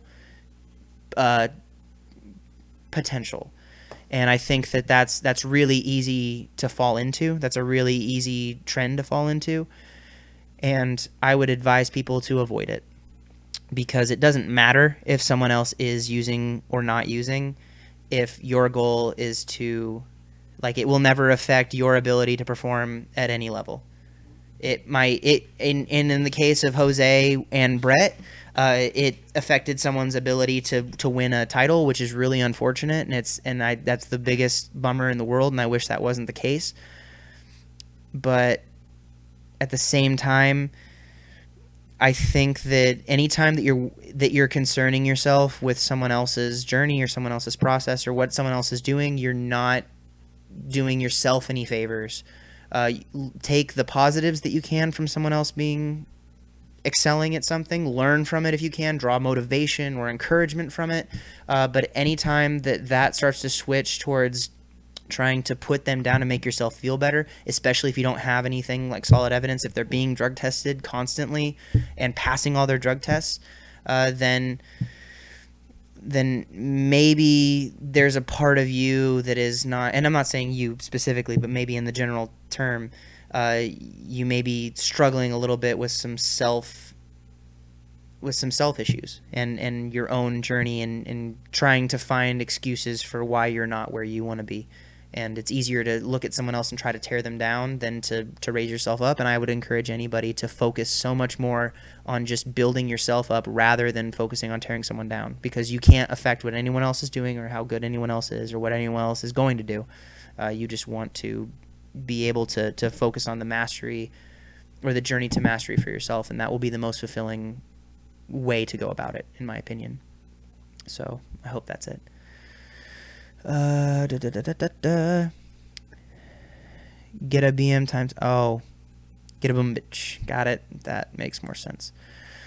Oh man.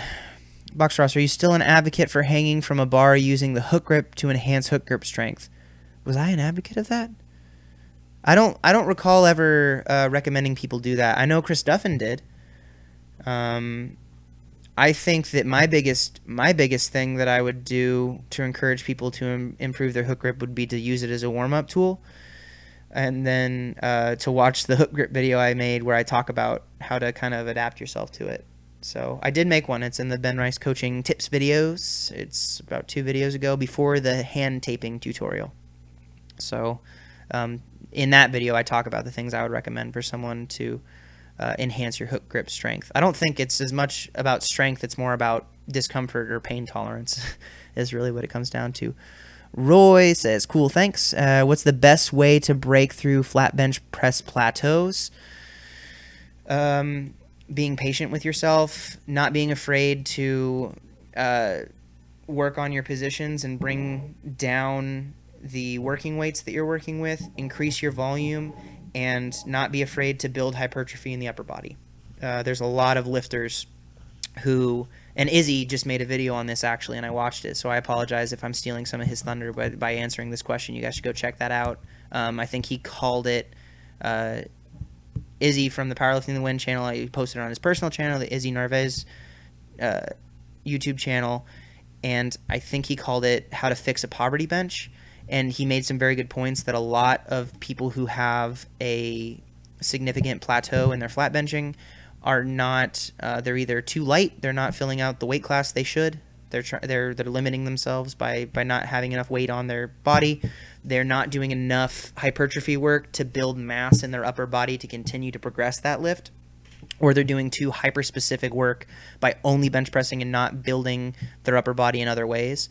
And I agree with those points. So I think that I would recommend checking out his video for that, or just listening to those things I said and pushing to improve your upper body hypertrophy if that's a real issue. And I think that in the past, that's something that I've not done a great job of. So I need to work on that as well.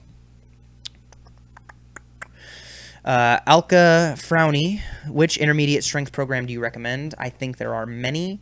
I think that the best thing to do is to look into getting a coach.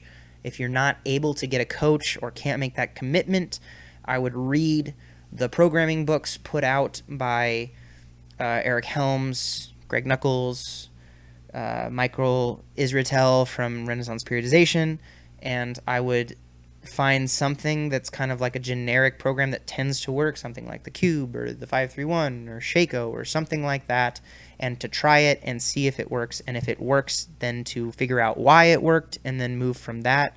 But I don't know if I would just say, here's the program to do for an intermediate lifter. I think that it's always very individualized, and the best thing to do is find someone whose job it is to program for you and to teach you about programming. I think that coaches shouldn't just give you a blanket thing like, there you go. I think you should be able to ask your coach why they're doing what they're doing and to learn from them. That's the whole point of it's, yes, the coach is making decisions so that you don't have to worry about it. You can just focus on lifting the weight, but I think it's also a great opportunity to learn why certain things are happening and then to do a bunch of research to kind of figure out the basics of programming, because it's not as complicated as people tend to put it. They put it on this pedestal of like programming, optimal programming is so hard to understand and figure out. It's nuanced. There are different things, but there's a lot of information out there that can really be beneficial and helpful on understanding it. And I suggest taking agency of your own progress and doing that instead of just plugging in your numbers into something that already exists, to put a little bit of time and effort. It's worth the time and effort. If you care about this, if you're passionate about your strength journey and your progression through strength training, to put in time and effort and work into building a better understanding of how to increase that for yourself. Let me move back again. Speaking of lifters on gear, I've been developing the opinion recently that a large majority of geared lifters don't program nearly as efficient as natties. I'd even go as far as saying their programming isn't great at all. It seems to be the result of reliance on drugs. What do you think about this opinion? I realize there are a few examples of geared lifters with amazing programming. It seems in almost every case for the high-level athletes, the less drugs equals the better programming. It angers me seeing novice individuals migrate towards geared lifters with artificial results when they would be much better with natties.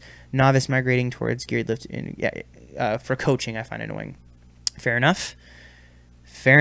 I would say that, first of all, I wouldn't say I would I would differentiate between geared lifters and enhanced lifters, because geared lifting I always think of single ply or multiply lifting, so I would call it enhanced lifters rather than ones on gear, just for in the circles I guess I communicate in.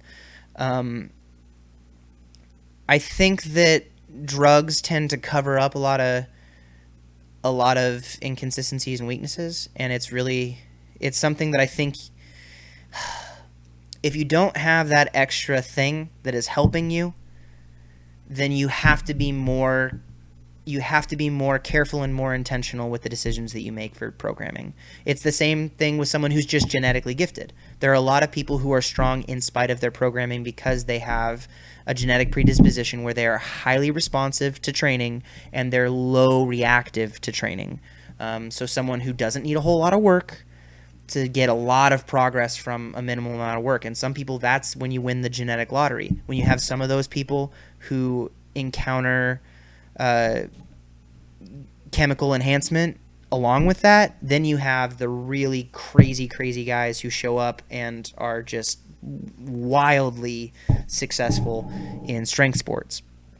And I think that there's definitely a case to be made that it's unfortunate that a lot of lifters who don't know a lot about the scene and don't understand the basics of programming and don't understand kind of the building blocks of solid training practices get pushed towards those that are kind of more easily recognizable as being successful. I think that the biggest thing that happens a lot of the time is that the drugs really positively impact the lifter's physique, where you'll be more muscularly impressive, you'll be more aesthetically pleasing to see, you're bigger, and they have a lot more muscle mass on their frame with lower body fat percentages, and that draws a lot of people in. I do think there are many lifters who are very intelligent with their drug use and are very intelligent with their programming, but as with anything, I think you have to be very careful. But the market takes care of itself, I guess. I think at a fundamental level, when people learn more, they understand that the advice they're getting and the help they're getting from those lifters who maybe are not the best with their programming. I think you understand. You develop an understanding. If you don't develop an understanding, I think it's really unfortunate. But at the same time, that's how everything works. Uh, yeah, I wish I could go further into that, but I feel like I'm just going to be repeating myself even more, and I am getting a little bit tired. So I don't wanna ramble more than I have to. D Riot GG says biggest nerd ever. OMG, I am definitely a nerd. I have never denied that. I don't pretend that I'm not. Pokemon as a kid, Yu-Gi-Oh as a kid, going off on competitive League of Legends. I don't watch. I will now watch some NFL games because my best friend just got drafted just got signed to the New Orleans Saints. He left yesterday to go and play for New Orleans this next year. So I will watch some football games this year, but I try not to miss a weekend of LCS when it comes to League of Legends, and I follow Call of Duty online for esports, but I watch esports because nowhere in American football is there a dragon. I'm just going to say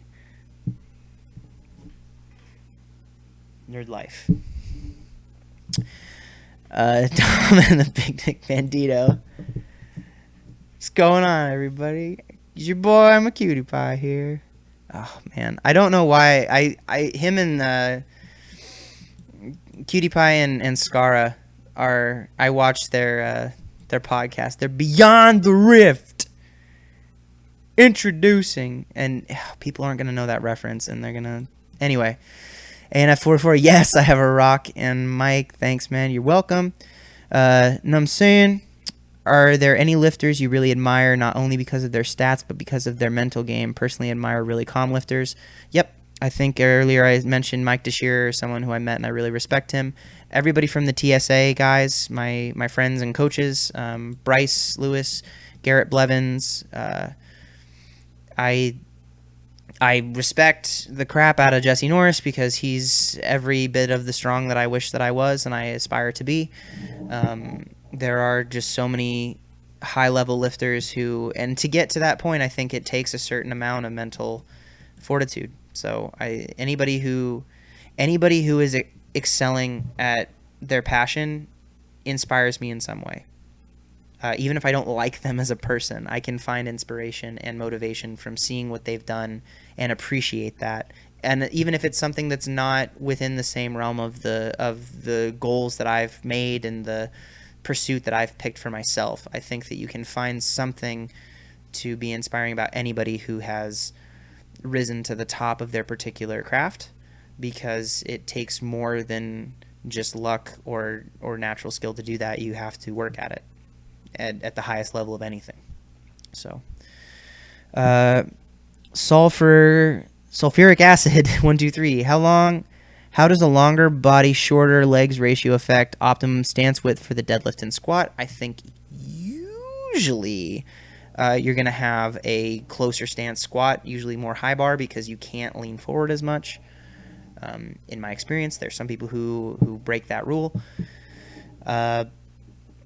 Yeah, I would say usually you want to have your hips are lower on a deadlift, and you have to keep the torso more upright, but it's easier to do when you have a longer torso and shorter limb segments. So I would say usually a more upright, narrow stance squat. I would say usually a more upright deadlift position, and I think that you could make it a case either way. I'd actually probably say a sumo pull, because your torso will stay more upright with a sumo than it will with a conventional for the most part. So I would say sumo probably would be the way to go about that, is my guess. Richard Jones, thoughts on Johnny Candido's linear program? I like Johnny. I like the stuff he's put out, and there have been many people who have found success with his linear program. I think that linear progression is a very beneficial way to program, and I think that if you are interested in trying it, you should, because I like I said, I like Johnny, and I think that his programming checks the boxes of it makes sense and it looks solid, and if people have found success with it. So Box Ross, I remember you put out a video a year ago to hang, but thank you for clarifying. Hanging leg raises, I put that out a while ago for building core strength, but I don't think it was about the hook grip specifically, because I don't use the hook grip for hanging leg raises. That's the only one I can think of, and if I did mention it in a video, I'm not remembering, but I do know that Chris Duffin used to do that a lot and encouraged it and talked about it in his training. DeFido, Ben, can you hook on the smooth? Yep, I think so. I think you can. I tend to kind of half and half through the smooth and the knurl, just because that's where my arm wants to come down. But, I mean, play around with it. I would say try it out and see. Box Ross, appreciate you taking the time to answer all these questions and hang out. I appreciate you guys hanging out with me. I don't know if I would have finished those deadlifts because I was not motivated to do them, and it really does help me to stay accountable when I know that there are, even if there's one other person in the room, and that's you guys, and this is going on YouTube right after this, so if anybody wants to watch it after, they're going to see that I did my deadlifts, and they're going to know. Or they'd know if I quit early. And so you guys aren't going to probably see that I'm going to do the rest of my accessories before I go to bed because I'm going to commit to doing those. But I'm not going to try to kind of – I'm not worried about doing pen lay rows and overhead tricep dumbbell extensions and ab wheel rollouts because I can do those without worrying too much about them. They don't hurt too bad. Thanks for the advice. You are always able to relate the advice with simple concept of this is your journey, be the best you can, be, etc. I admire that you're able to have that mindset because it's so hard for me to not compare myself to others all the time. It is hard for me as well. You're not alone. You're not the only person, and that's one of the biggest things it takes to understand is that mindset is a choice, and it is something that you will potentially combat for all of your life. Because we all want to be accepted. We all want to feel special. We all want to be recognized for our individual successes, but also as part of a group. It's kind of this huge disconnect that we have as human peoples. And I think it's very beneficial to recognize the benefit or the thing that is helpful with your own progression is to recognize that no one else will affect it. It is your you have to make that choice to focus on what you can do, and focusing on someone else is never going to help you get to a higher level.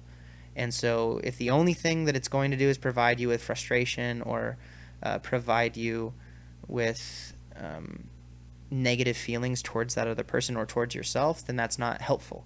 And it's kind of a very stoic mindset, I think, but it takes practice to kind of say, I'm not going to improve my own situation by spitting fire at someone else.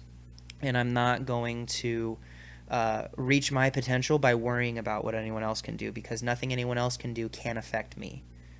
My choices are the only thing that can do that. And so that's how I would encourage you to commit to that, but understand that it's not abnormal to feel that way. So, Robert, Ben, you are a phenom. I'm a guy who likes doing something enough that committed to it for a long time, and I'm finding some success with it. I'm saying I met Mike a year ago, never seen somebody that came in the room and brought such a presence with himself. I talked to him at the Arnold, and it was an awesome experience. So I have nothing but good things to say about Mike and what he's done for the sport. Not just his own lifting, but helping others. And as a coach, it's someone that I really look up to.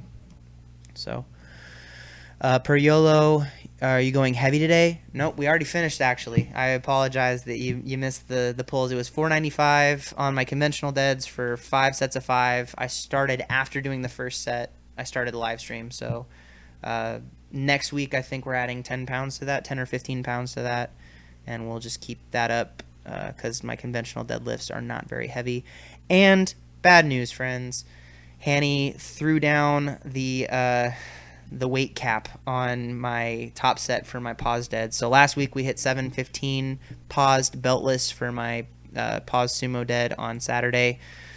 I now am not allowed to go over 675, and I'm supposed to wear a belt. I'm going to try and talk him into letting me not wear a belt, because 675 for a single, I don't think after 705 and 715 felt as comfortable as they did. I don't think I need the belt for that, but Hanny and I have differing views on beltless work, and so I will default and trust my coach if he insists that I have that weight cap, which is probably good.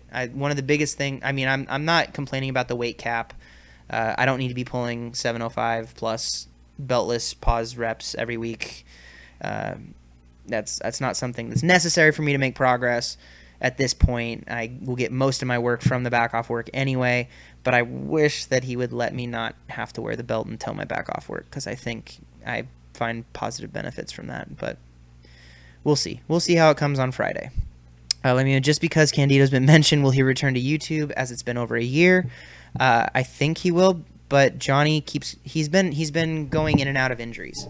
I think that's been the biggest thing, and he's very active on his Facebook. I hear from him just about every day on his Facebook page, though he did change his name. He's not Johnny Candido on Facebook anymore. I don't want to give it out. I think he changed his name specifically so that people would, so he could be a little more incognito, so I won't call him out on what his name has been changed to, but it makes me giggle every time. I think he's been struggling with some injuries, and he did move down to Texas, and I think his time spent with his girlfriend has been really good for him on a personal level, and I think that a lot of the energy and focus he used to put into YouTube gets put into his relationship and his own journey, that's him. That's what he does. So I hope if he wants to return that he returns, but I think it's really up to him, and no matter what, I wish him the best. I know he occasionally posts stuff on Instagram, so I would say if you're trying to get more of his stuff, then you might want to look into that. Oh no, I'm getting Facebook messages from my Arnold friends. My Arnold classic Airbnb friends. I wonder are you kids watching this right now? Oh no. Oh no. I can't talk all the smack about them if they're watching. Okay, Patrick, it seems natty lifters train with higher frequency than geared. I think you mean enhanced for the context of this. What do you think? Why do you think that is? Good question. I don't know if I would say that that's always the case. If you're able to make progress and not have to train as often in terms of frequency, then I think that it would make sense to not train as frequently, because you get more time to rest and recover from it. If you can push your body a little bit more in each of those sessions. I think something that may come into account, or something that should be brought into context or understanding of that, would be a lot of the times enhanced lifters weigh more, and so the absolute weight ranges that they're working in tend to be higher, and so you need more time to recover if you are dealing with higher absolute weights. So even if someone else is doing a relative, even if someone is working higher frequency with higher relative intensities, that absolute weight is going to challenge the connective tissue a lot more, and so you have all your other tissue, the muscle and the sinew is going to adapt faster than your connective tissue, your joints, and that's where most injuries occur. And so you can't train as frequently if you have so much weight that it's impacting that connective tissue more, and you're not able to recover that. And the drugs don't help a whole lot with the connective tissue. So if you're using gear, if you're enhanced and you're using steroids or anabolics in general, you're going to have the recovery process increased, usually for the soft tissue, but not as much for the connective tissue. And so even though they're having this higher recovery rate, a lot of the times they don't have as much. You're gonna struggle bus as an enhanced lifter. Oh man, I'm tripping over my thoughts so much. You're you're going to have a lot more trouble as an advanced lifter managing those injuries that are connective tissue related, is what I was trying to get at. Blech. Oh, that's my guess anyway. Boxross says enhanced lifters are artificially high muscle protein synthesis. They get away with training more infrequently. That is also a factor.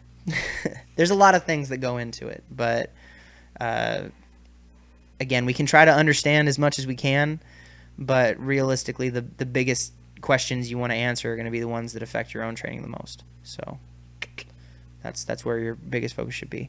Robert says, Ben, you should finish your accessories so you can go to bed. Oh, no. Don't do it to me. Don't make me do them. Box Rush, do I watch any YouTube fitness channels? Do I? I do. Like I said, I'm friends with a lot of the lifters, and so I try to keep up with them as much as I can. Brandon Campbell, Garrett Blevins, Chelsea Carabin from Chelsea Lifts, Bryce Lewis, Johnny when he was posting. I check in occasionally with Brett Gibbs, and my roommate and I used to always watch Nick Wright videos together, just because it was entertaining. I like Nick. I have nothing bad to say about Nick. I think he is entertaining, and some of the stuff he says is really fun, and it's a fun time. And I don't want to talk about any of the YouTubers that I'm not a fan of, because I don't think that that's constructive or helpful. So we'll avoid that topic. Box Rush, sorry. Yes, get some sleep. Oh, man. I'll get some sleep eventually. We'll get there. We'll get to sleep. Carlos, hello from Spain. Hello. I was going to say, man, all right. This is how you can tell that I'm getting a little tired, is I tried to think of how to say hello in Spanish, and I couldn't think of it. So let's just pretend that never happened. Sulfuric acid 123, best mobility work for lower body. Check out Joe DeFranco's Joe DeFranco's.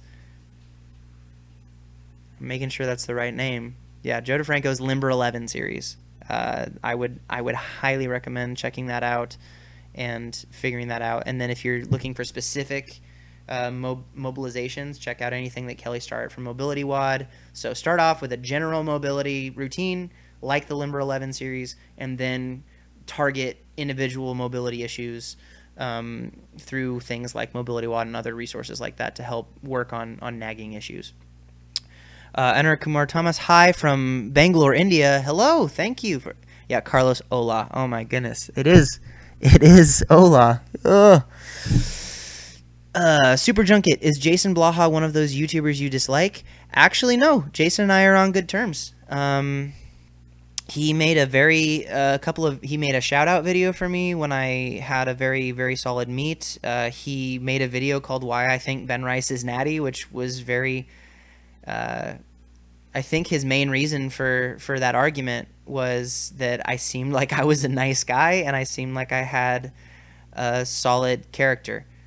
And I appreciated him recognizing that within myself, because I try very hard to live my life with integrity, and I'm not always successful at it. I'm not a perfect person, but Jason recognizing that in me, I think, spoke well of him. And I know he's done some crazy stuff in the recent history, but I don't know how much of that is show and how much of that is him as a individual. Like, because there a lot of YouTubers you run into, or they have their personalities, and then they have the person that they really are, like their YouTube personality and the person that they really are. A lot of people think that I'm not funny, when in fact I am hilarious. So, because my videos tend to be really philosophy and mindset based, and so a lot of people kind of lose some of this. I have encountered many people in real life who have told me that I am not like I seem in my videos, and I think a lot of that comes down to it's not that I'm a different person in those moments, it's that I have different ways of acting in turn in different scenarios. So when I'm training, I tend to focus a lot more on kind of the internal self, and when I reflect on my training, it's very internal and very calm. But in my normal interactions, I'm kind of hyperactive, and I say a lot of silly stuff. So a lot of my friends would probably say that I make them laugh, or they're just really nice to me, and I don't even know. So what's all it is. Eric T, sleep is for losers and old people. Don't worry about it, Ben. I need to sleep at some point because I do have. I'm still getting over this ridiculous cough. I don't have a sore throat. I just have this really chesty, awful cough. That I took a little bit of extra time to sleep through. And tomorrow I'm driving up to visit my girlfriend and her family's bakery, and I'm going to help them by packaging cake pops and keeping them all feeling excited for the day. So that's my goal. Timo Jaco Cusisto. Do you think there is a per session volume that you should exceed to get gains, e.g. 5 of 5 times a week versus 2 sets of 5 times a week?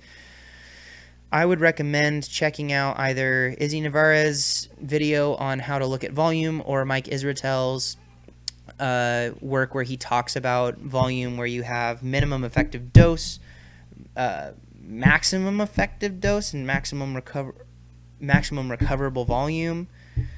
I think those are the terms. Very helpful to understand those kind of things, because I don't think it's a matter of a rep and set scheme. It's based on the individual and how they respond to different volumes. I have many lifters who work in completely different rep and set ranges because their response to volume is very different.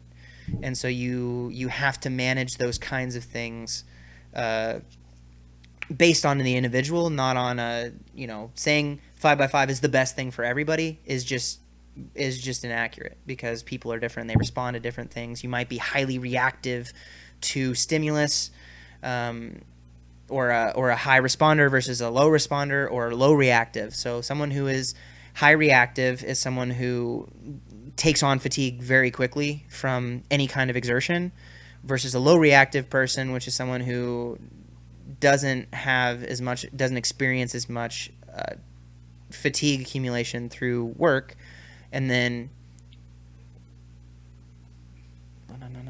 reactive, and I just said the other one. Yep. Okay, that's it, guys, because we're definitely getting tired. I'm going to finish off some of these questions and finish these things. But in general, what we're getting at there is the idea high responsive. So where you can get the most effect from a small amount of stimulus, versus someone who's low responsive, who it takes a lot of stimulus to get an adaptation reaction.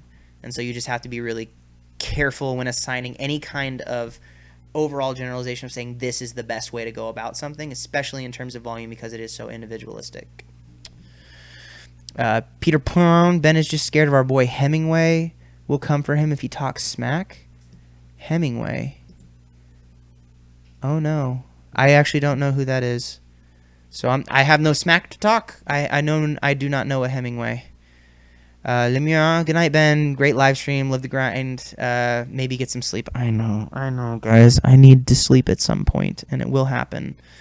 We're gonna finish off these questions, and I'll probably shut it down because I'm definitely starting to drift in terms of my mental focus. Meds have definitely worn off at this point.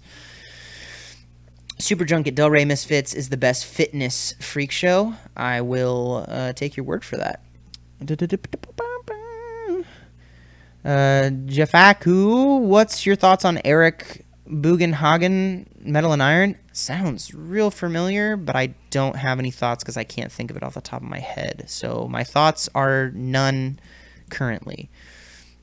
Chris Ellie 7, got any tips for lifters who get sick? I'm knocked out with throat virus right now. It sucks. Yes, rest.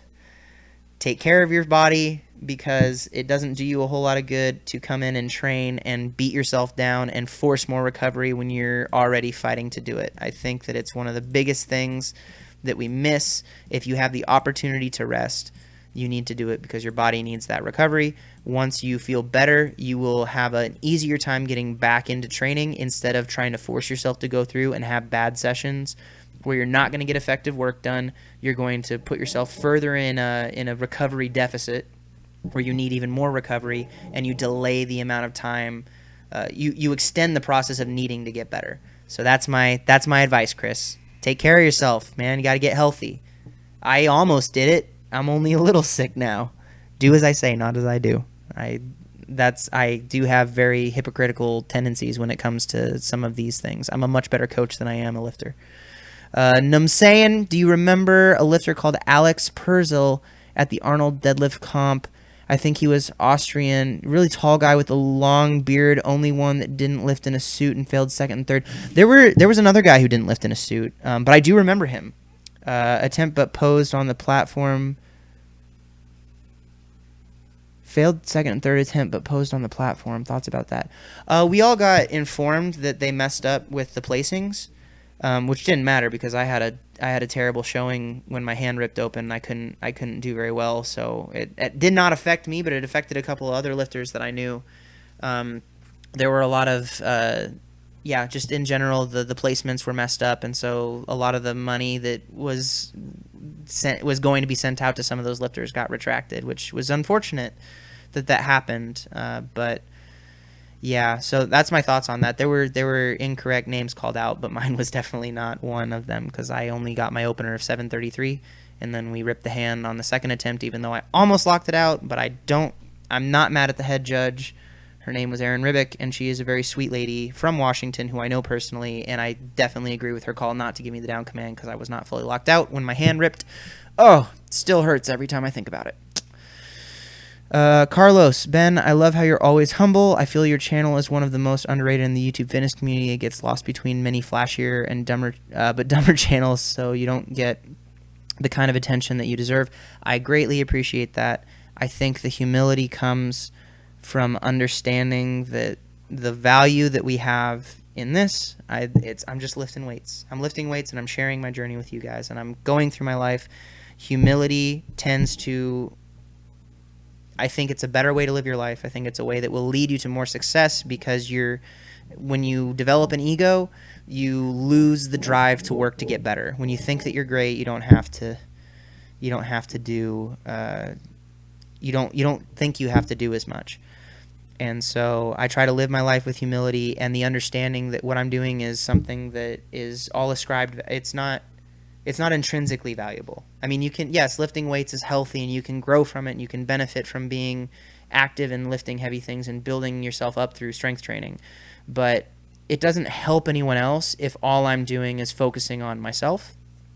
If I use it as a tool to try and help other people and to build others up by working on myself and sharing it with others, I think that's been the biggest success in terms of the impact that I've been able to have and on my own fulfillment from what I'm doing here. Because it wouldn't matter if I was just lifting weights and that was it. It's just lifting weights. There's nothing that's intrinsically valuable about that or fulfilling about that. But I've added the fulfillment through the way that I approach it and the mindset that I take and the way I try to share it with other people and use it as kind of a platform to help build other people up. And I think there are other channels that are much better YouTubers than I am. I think I have a lot of room to grow and improve in terms of this platform, knowing a lot of things that I could do to make myself more marketable. And there are things I think that I could do to make myself more marketable without compromising my morals and my fundamental personal values. And I have not done the work necessary to do that, and I accept that. So I appreciate that extreme compliment. I think the best way to work on that is to share the content and to inform other people that it's here, and if they want to partake, if they want to share in this journey with me and with this community, I'd be glad to have them. But I don't look at anyone else with envy saying they shouldn't be where they are, because I don't know their whole story, and they got wherever they are from some amount of something. And so all I can focus on is myself. Anur Kumar Thomas, hi Ben, I keep getting lower back injuries doing squats and deadlift. Any lower back strengthening exercise that would advise, please? Yes, squats and deadlifts, but with much lighter weights. Light weights and focusing on technique and positioning just across the board, and then core building. Work on your core with ab wheel rollouts, with leg raises, those kinds of things. Check out the core strength for powerlifters video that I made. It's my first coaching tips with Ben. Go to my channel, go to the coaching tips with Ben playlist, and check out the core strength video, and I think that can be very beneficial. But then, yes, it's if you're constantly hurting yourself doing squats and deadlifts, then you may be progressing the weight faster than your technique can keep up with it, because intrinsically those lifts should not be causing injuries. There's a risk, there's inherent risk in everything that we do when we're loading the spine in any way, but you should be able to manage it through appropriate weight selection and being very careful, working on your mobility, making sure that you're warmed up, and making smart weight choices. Eric T. Ben is not hip with the memes, Lamau. I got some meme knowledge, friend. Okay, did you watch those videos? I had the iDubbbz meme in there. I had the Katy Perry, they say what you're fine, you're not really fine, and you just have to keep going thing in there. Like, come on. I don't have all the memes. I'm not the king of memes. But I got some memes. I know some. I'm hip with the meme, yo. What? It's getting late. Getting a little weird. Carla, no, already read that. Super Junket, Hemingway is Jason Blaha's alter ego. Oh, the CIA assassin one.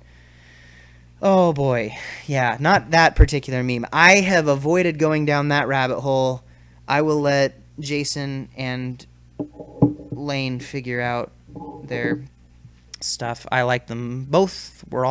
I'm cool with each. I am not picking sides in that fight.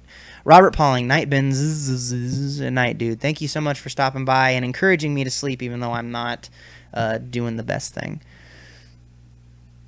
Whoa, no. Exogem, Novi sad. You didn't reply to Maji Marvin on form coaching. I didn't. I thought I went through my inbox today and got to everybody. I'm opening up right now. Open up. I hope I don't have screen share on. That would be real bad. If people are seeing all my private emails. Get up in there.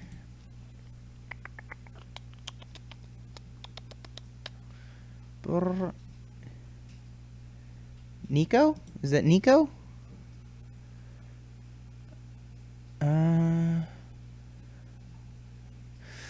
I may have missed it. Very, very much may have missed it. If I did, please resend. And if you're talking about an email, I think you're talking about an email. And if not, then I'm totally lost. And possibly because I'm a sleepy boy. I'm a sleepy little Benjamin right now. Carlos, and by the way, you're one of the few guys on YouTube whose nattiness is still believable. Oh no, I'm not impressive anymore. I'm not impressive enough to get accused of not being natty. Come on. I'm trying real hard to make people have to wonder. That's it. That's the ultimate compliment is when you're not taking drugs and people tell you you have to be.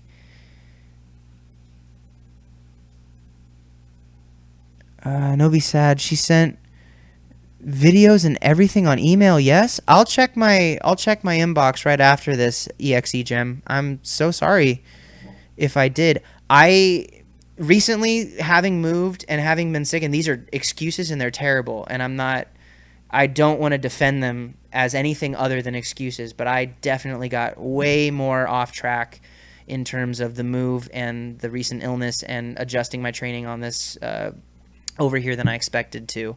So I definitely have dropped the ball on a few new people who have sent me stuff, and I am so sorry if any of those people who sent me something and didn't get a response, or the response has been severely delayed. I am unspeakably sorry for that.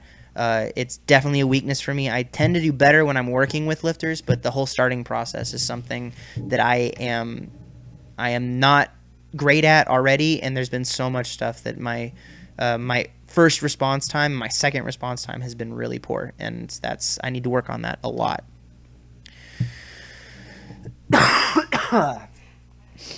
Anthony Frere, late into the live stream, been watching your channel for years, man. You really came a very long way. Keep the hard work. Watching you progress was a privilege and a learning experience. Thank you very much. Thanks for hanging out so long. I've been learning a lot myself. It's a whole lot of learning experience going through this. DD Wright, GG is the super huggy guy, I think. You talking about? I'm a huggy guy. I'm a huggy dude. Carlos, ha ha ha ha ha. Peter Pan, really enjoy these streams, Ben. I'm working from home, so having something on in the background makes it less lonely. It's a great time for us in EU people. Greetings from Germany. Oh, thank you.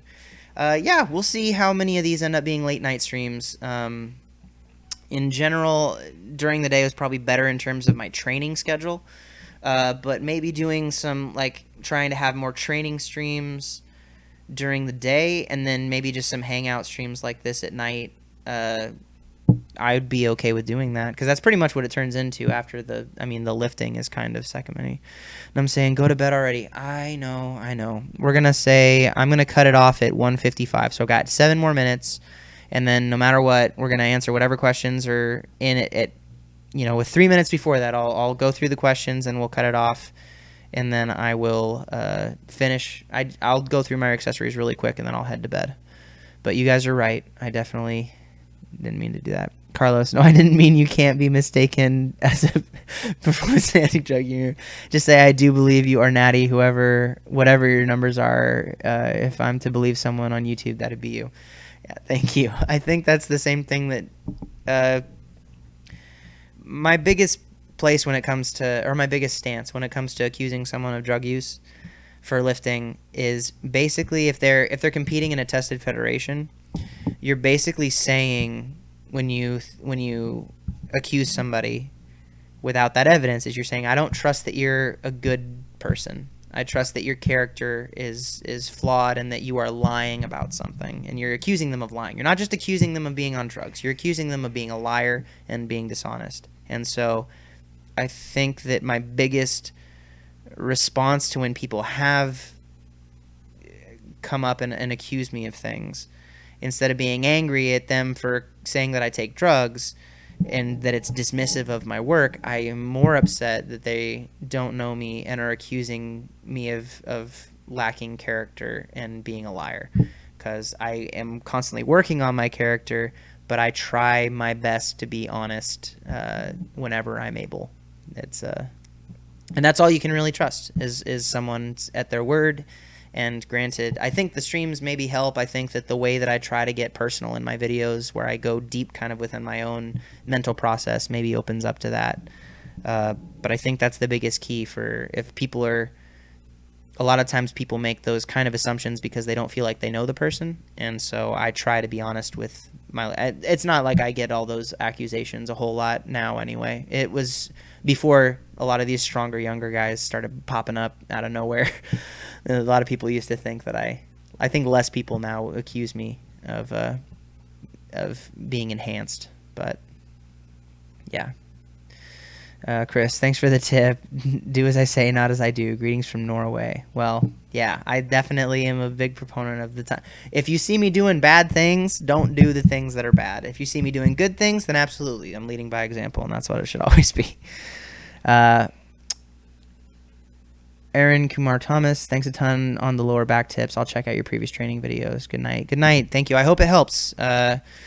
Also check out the glute mobility video. If you're having some back impingement and stuff, you might be pulling some things out of position with that. So check out some of those videos. It might be helpful. Eric, I look at it as a drug tested federation and not a drug free federation. Don't really care either way.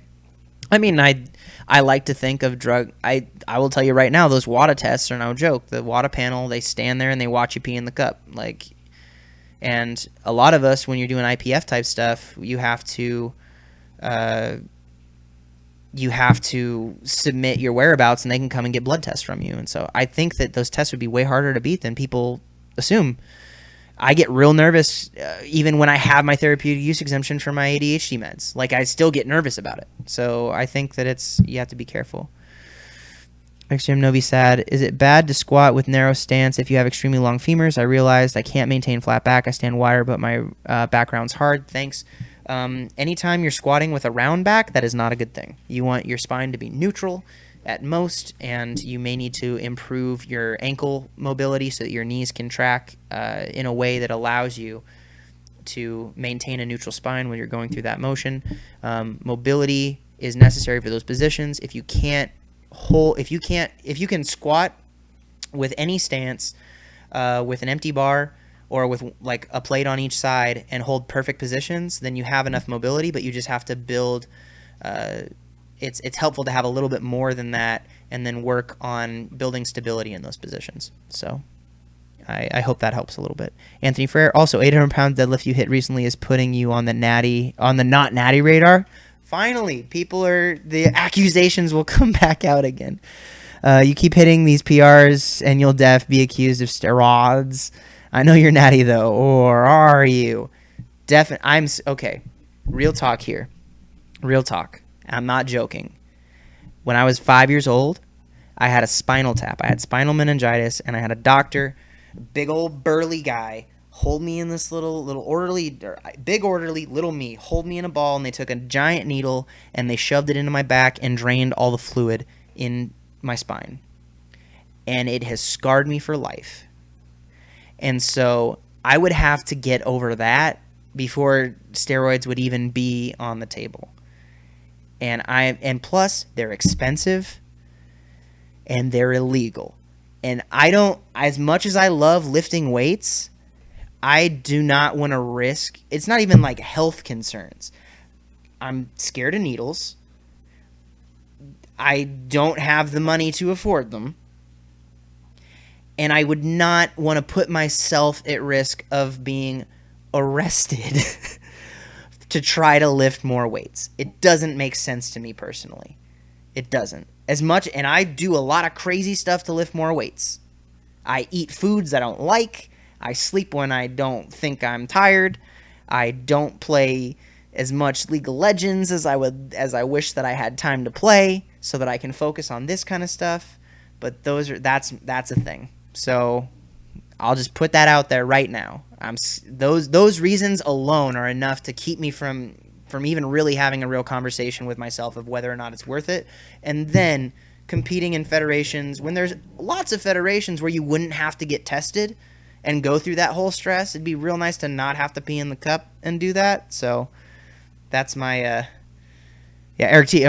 To be honest, American prisons is a pretty good deterrent. Yeah, if you don't make enough money lifting weights, even coaching and being successful at it, to really warrant taking that risk, in my opinion. So maybe I'm just a wuss. I'm not brave enough. But I can't make the argument that it would be worth it to me to put those things out of my mind. And when I was younger, I was way more tempted. When I was younger, I was way more interested in the idea of it. But the older I've gotten and the longer I've done this and the more I've overcome barriers that I thought were impossible myself, the less interested in enhancement I have been and become. Libertarian, what was your relationship with one of your natty powerlifting friends, Kindio, etc., be affected if they failed a drug test? I've had a couple of friends who have failed drug tests, and I was more sad. I was more sad that they didn't feel like they could be honest with me. Because I have other friends who are open about their use, and I don't judge them for it. It's not my path, but I understand it is the path that some people want to take, and their reasons are their own, and I won't judge someone for making decisions that I wouldn't make. I would say that it would make me sad if I had a friend, like a relationship with someone, and I thought we were close, and I considered them to be someone kind of on that inner circle, and they had been lying to me. I'd be more upset that they had lied to me than I would be upset about them failing a drug test. I mean, there would be a time when I was on that list for the IPF list of your whereabouts and awareness. If I failed a drug test because I didn't get my therapeutic use exemption for my ADHD medication in, and someone came and knocked on my door and tested me when I hadn't had that in, and if I would have failed a drug test, would that make me a bad person? I mean, I guess you could make that argument, because it'd be out of meet testing every single time. I would never do a meet without having that express permission, because I would never try to do a meet and intentionally break the rules. But like having someone in one of those situations, or like if they took a supplement, like I wouldn't judge them for that, but I would be hurt more than I would be upset with them if someone who I considered a friend failed a drug test that they hadn't told me, or they had told me specifically that they weren't using anything when in fact they were. And some people I don't talk to about that kind of stuff, and I guess I wouldn't know what to think if they did or not. Pad, Ben, what do you think of elimination of timing and economy illustrated? Okay, I don't know if I'm awake enough to answer some of these things. What do you think of the elimination of timing and economy illustrated defects because there is a confusing regarding the mainstream illustrated defects?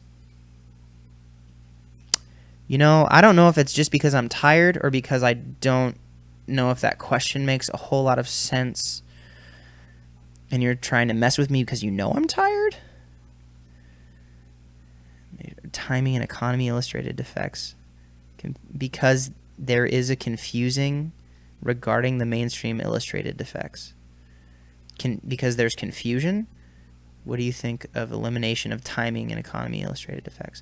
I'm not an economist. If you're asking questions about the economy, and especially with the sentence structure that is used there, unless that was a typo, I don't know what you're asking, Pat. I apologize if it's a legitimate question. I can't answer it. Super Junket, if you knew you would hit 1,000 pounds deadlift on steroids, would you jump on then? No, because what did I do it? That's the fulfillment. Right? Why would I want to lift 1,000 pounds on the deadlift? To impress people or for myself? To share it with other people and like, this is something I've worked so hard for. If where I'm at right now, I knew that I could just take a chemical, like inject a needle or take a pill, and it would automatically prevent or allow me to do something that I can't do, I wouldn't have as much fulfillment in reaching for that goal. That 800-pound deadlift that I did mattered so much to me because I had to work so hard to overcome so many issues that I had doing it, or like chasing it and reaching for that. So I guess no. If someone guaranteed me a result from using drugs, the number itself doesn't matter because it's just lifting weights. The number's arbitrary. Past a certain point, the number's arbitrary. And I don't care about the numbers. I care about the process. I care about the journey of putting my best effort in something and finding fulfillment from reaching for a goal and overcoming it. Doing something to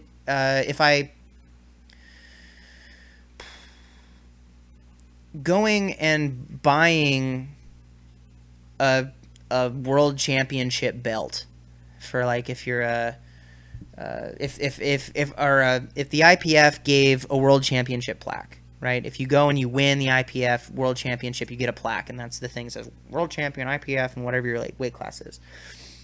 If I got a whole bunch of money from playing a slot machine or something and went and bought that plaque, and then I had the plaque, I got the thing, and everybody else who saw that goes, oh, you achieved this goal, I wouldn't feel the same kind of fulfillment that I would even if I worked my absolute hardest and got close and still never got it.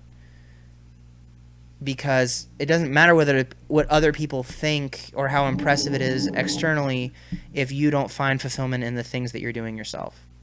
And so that's the long-winded answer, and we've gone around the horn on it.